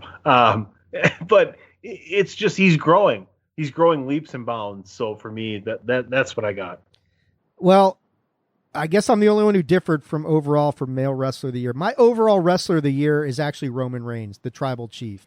And I got to go with him because as great a year as Drew had, when I look at overall, and I'm looking at intangibles and I'm looking at things like that, I look at Roman Reigns as the tribal chief, and I look at the year that he had. He started off, he's going to face Goldberg at WrestleMania in a match that no one gave a shit about because all they were going to do was anoint Roman Reigns as a champion again. Then he does something on a personal level where he says, this is when COVID starts, and he steps away. He says, I'm not going to endanger myself. I'm not going to endanger my kids. I'm going to go away for a while until you guys get this under control. So kudos to him as a person for having the courage to say, I'm going to step away from the main event of WrestleMania, because it would have been the main event of night 2, probably. Go ahead, PC. I'll give him props for that 100%, and I agree with it. But that's the main reason why I'm not going to give him this award. And, we're on ups, and I respect the fact that you're going to give it to him for that fact. But I think that's the flip right there, is the difference between whether or not you say, okay, I respect you, Roman Reigns. I'm not poo-pooing that factor of what's going on. I legitimately care about what you care about. But if I'm going to give that award now, then for just like the wrestling side of it, right? Someone who is more consistent, I'm giving it to Drew. And that's why I gave Drew. That's why I gave Drew male wrestler of the year. But I'm talking about overall. When Roman came back and was thrust into this heel role, and everything he has done since then. Yes, he didn't wrestle nearly as much as Drew did this year. But when you look at what Roman has done since he came back with this whole tribal chief gimmick, and like AJ's moment of the year where he sits there, it's a spoiler, and Paul Heyman is sitting next to him, stuff you don't expect. And the story, the acting job he did at Hell in a Cell, faking the tears and crying on command, showing his range as an actor, and just everything he's done, where the point is that he's this guy's like, I really want to dislike him, and he does, and he plays a heel so well because he should be able to beat Kevin Owens' ass. He shouldn't need any help from anybody else, but they got to play that heel gimmick up, and he plays into that. And I don't think any of us really expected Roman to be able to do this. So for him to be this good of a heel, to make you actually, I already didn't like the guy, but now I think he's a douche nozzle, like Ray would say. And I just think what he has accomplished since SummerSlam to here is nothing short of remarkable. It's refreshing because so many in the IWC wanted it to happen, and now that it has happened, it's better than we thought it was going to be. So when I'm just looking overall, everything that he's done, the match against Drew at Survivor Series was fantastic, and just the stuff he did with Drew. Hey man, you're my favorite number 2. Just shit like that was so fucking great. I just love. I got to give it to Roman for overall wrestler of the year. Can I back you up? Please. I need some backup. Tunney's not buying it. Roman has also built up people unlike anybody else in this year. Roman has made Jey Uso, a former tag guy, a legitimate single star. Not only a legitimate single star, a single star who main evented their highest rated show 5 weeks in a row. He has made Kevin Owens the most relevant he's been since he was last Universal Champion, right? He has, I'm just saying, it is what it is, right? On top of that, I love how you mentioned him walking away. That is if Roman wouldn't have walked away, can you imagine how much worse their response to COVID would have been? Yeah, it would because have been awful. Roman walking away is the reason they allow people to say, "No, you can go home. It's cool. We're cool with you going home." Because if Roman wouldn't have left, all hands on deck, baby. What you talking about? So yeah, I'm with you on that. I just did a column with my friend Clive from Wrestling Headlines, Lords of Pain, where we debated who was the best in the world right now, Roman or Drew. And I went with Roman, and I argued the same things you're arguing. I went with Drew only because of the full calendar year. But if you're talking about just pure accolades, Roman gave a bump to Drew just in their 2 or 3 encounters. That tells you something. Drew McIntyre has main evented almost every show this year. The ones he didn't main event are the ones Roman wrestled. Basically, pretty much that's it. And Roman and McIntyre main evented Hell in a Cell. That's the match he lost. Like, Roman's the star. And we won't talk about Randy Orton murdering the Fiend last week at TLC, which was the main event, but go ahead. Well, yeah, go ahead, PC. When there's a murder, that's going to be the main event. Yeah. I mean, when Baron Corbin threw 2 guys off the top of the damn. That's right. That's right. That main event. When you kill somebody, it deserves the end of the show. That's true. Watch for the stomach deflation. Oh Lord! I mean, apparently that's just Vince way nowadays, where it's like, are we gonna kill a man on live TV? "Quote unquote," kill a man on live TV? Yeah. Okay. Let's do it. Main event. Okay. Let's drown the Fiend in a pool. Okay. If we all want to be so intelligent and go to callbacks and everything else and legitify everything that's going on, it's the same person who killed himself by blowing up a limousine. And if it was not for set events, that would have been carried forward. So let's not put anything past anything, okay? Hey, true. The man has wrestled God. He could have came back regardless. He wrestled and beat God. Speaking of God and coming back regardless, I heard there's a possibility of a wrestling God coming back. Dave, just keep going here before we get off the rails. Shit. Wrestling gods, huh? Anyway. Well, guys, that's it for the 6th annual Swag. You heard. I hadn't heard, but even if it is true, we don't want it. I'm sorry. You don't want it, Ray? Yep. You don't want a wrestling god hanging around, I am one of the few people that marked the fuck out for JBL. I love JBL. Bro, come back and do a commentary every now and then. Go hang with you. Go play golf on your mansion in Bermuda and take care of the black kids. You want JBL. Yes. Well, guys, that is going to do it for the 6th annual Swaggy Awards. An excellent show, excellent opinions, great analysis all the way around. Before we cut out of here, going around once around the horn to have everybody let people know where can they check you out, where can they see what you're doing on the Chairshot.com, social media information. PC Tunney, kick it off, my friend. You can find me at PC Tunney right there on the Twitter, and that will tell you everything you need to know about me. Hit up the Chairshot.com. There you go. AJ Balaz, pleasure to have you here on this episode, my friend. Excellent analysis. You did a phenomenal job, AJ. Where can people check you out on social media? You can find me on social media at PhenomenalAJB on Twitter. Hey, why don't you also go down there?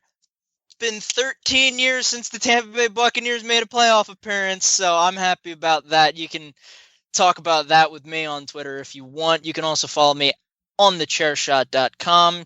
I'm usually with the hooded figure himself, PC Tunney, and our good friend, the scientist DPP, on the DWI podcast, which you can find on thechairshot.com. And speaking of DPP, go check out his podcast, A Winner Is You. That is the letter U, also on thechairshot.com, because I know he wanted to be here, but he's out on assignment, sadly, so he couldn't make it. By assignment, he's not feeling well, folks. That's his assignment for the day. But Ray, thank you so much for being a part of this show. Your input was magnificent. Hope you enjoyed yourself. Where can people check you out on the interwebs? So you can find me at It's Rey Cash. That's REY as in Mysterio, CASH as in dollars. I am the host of the Outsiders Edge podcast at Outsiders Edge CS on the Chairshot. I am 1/3 of the triumvirate of the 3-man weave at 3_man weave. Check that out. I am also 1/3 or 1/4 of the group of the nerds in the basement at Bandwagon Nerds. At Bandwagon Nerds. Shout out to that. And 1/2 of the Head Trauma Collective you will see on the rebooted Chairshot Radio. So yeah, I do a lot. He's got a lot going on. Yeah, there are 4 of us in band. It's kind of like Green Day, you know. There's that extra guitarist that never really gets much play, that sort of thing. Jeez. Yeah, so you know, I don't know if that's you or PC, but the hooded one, nah, PC can't be you because you know why? It's total BS. But anyway, thank you guys so much for being a part of the 6th Annual Swaggy Awards. It was a great show. Lots of good opinion. Hopefully we come back and do this next year. Thank you guys so much. Happy New Year to everybody. Can't get any worse. It's like Platt Balaz 2020. Can't do any worse. 2021 can't be any worse than 2020. All right, guys, take it easy. Thank you so much. Okay, folks, we are back. That's it. That is it, my friends. The 6th Annual Swaggy Awards in the books, man. What a great show. I mean, what a fantastic show. So many good topics discussed. Unanimous categories, few and far between. That's for sure. I think, you know, what I know, like female women's match of the year, Sasha Bailey, Hell in a Cell, that got a unanimous category. I think one other was it like turn of the year. I think Roman may have had the unanimous vote for turn of the year. But just otherwise, just some great stuff. I mean, you know, you talk about the gimmick matches and the high spots. You know, brand of the year really got a good discussion with Ray and I going with AEW and PC going with WWE. That got a good discussion. Pay-per-view of the year. You know, Royal Rumble was a choice that we had. I love the NXT TakeOver Portland call that I think Ray had. That was fantastic. You know, I talked about it earlier. My disappointment of the year was WrestleMania 36, and I explained the reasons why. Like I said, had nothing to do with the card. The card was good, most of it. It was just the spectacle of WrestleMania is a spectacle for a reason, and this was not it. WrestleMania 36 was just depressing as fuck. 2 days spaced out, empty arena. You know, like I said, you could have called it anything else other than WrestleMania. They opted to call it WrestleMania. It was disappointing to the extent that it really kind of brought home where things were. And you know, at that, you know, maybe if it had been, you know, a few months earlier, if the pandemic had set in a few months earlier and you were used to these empty arenas, that'd be a little bit different. But at that time, it just really kind of, you know, it brought everything home very real and very depressing at that time. But you know, we had some other stuff, you know, we were talking moments of the year and upsets of the year and just all sorts of good stuff. I really, really hope you guys enjoyed the Swaggy Awards because we spent a lot of time talking about stuff. We spent a lot of time debating things and just getting deep into this crazy world that was pro wrestling in 2020. And I'm recording this on New Year's Eve, and this is either going to come out New Year's Eve or first thing on New Year's Day. So, you know, this will either be the last episode of 2020 or the first episode of 2021. Who knows? You know, as for the future of the show, I've said this before on other shows.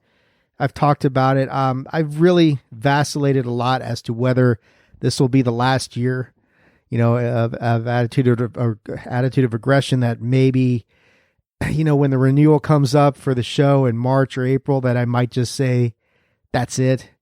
I've done enough. We've done enough. You know, the show's had a long history. You know, we've going on 6 years now. Then on the other hand, I started thinking maybe I'll try and go in a different direction.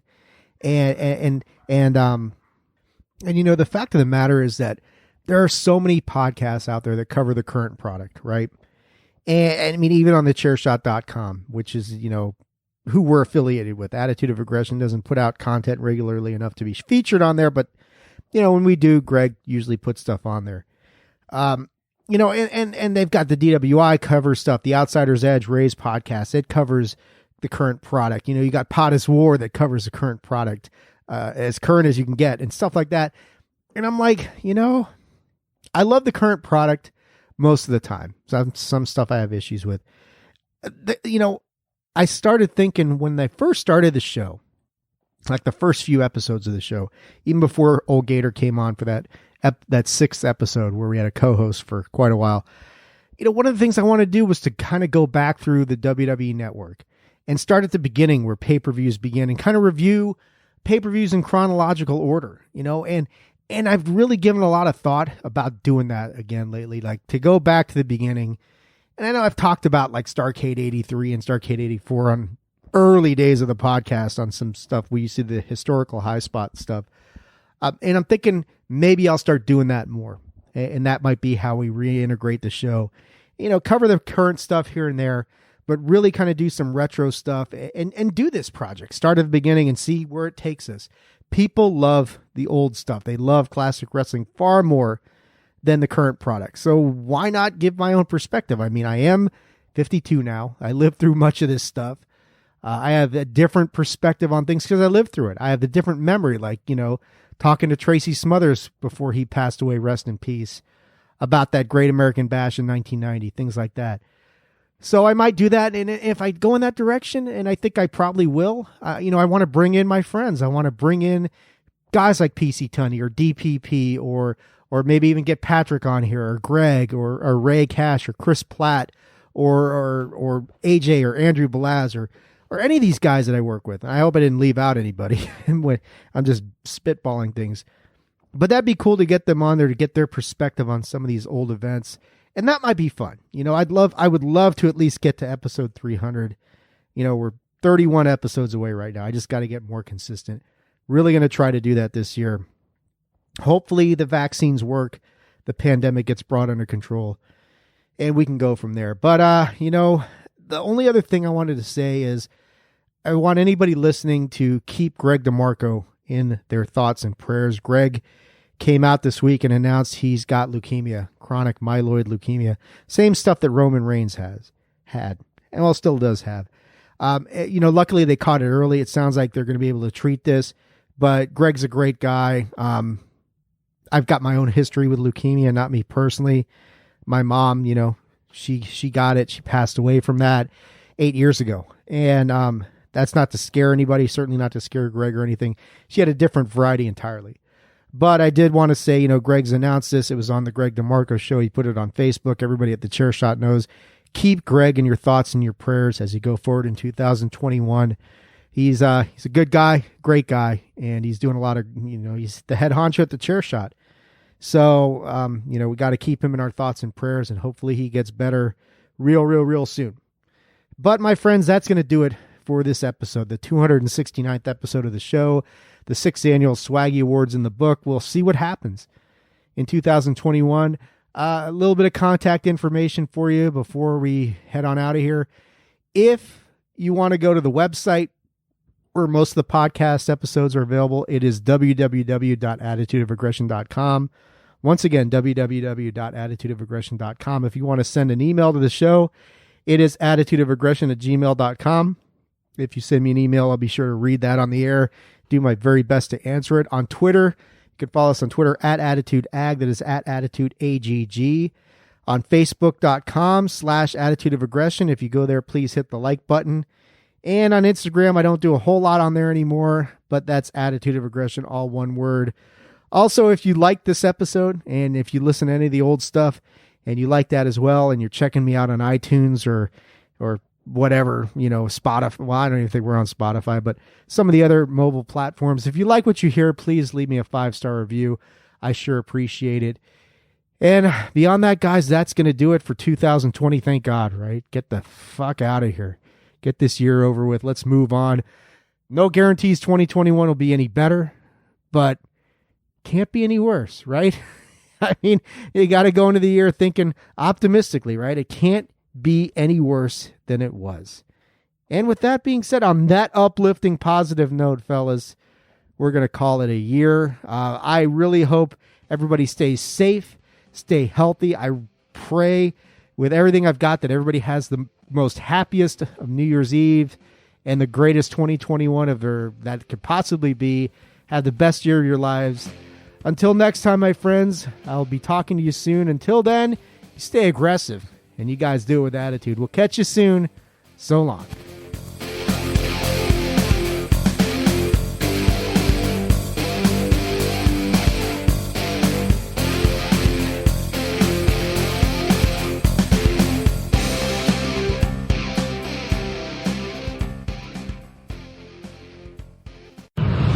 TheChairshot.com. Always use your head.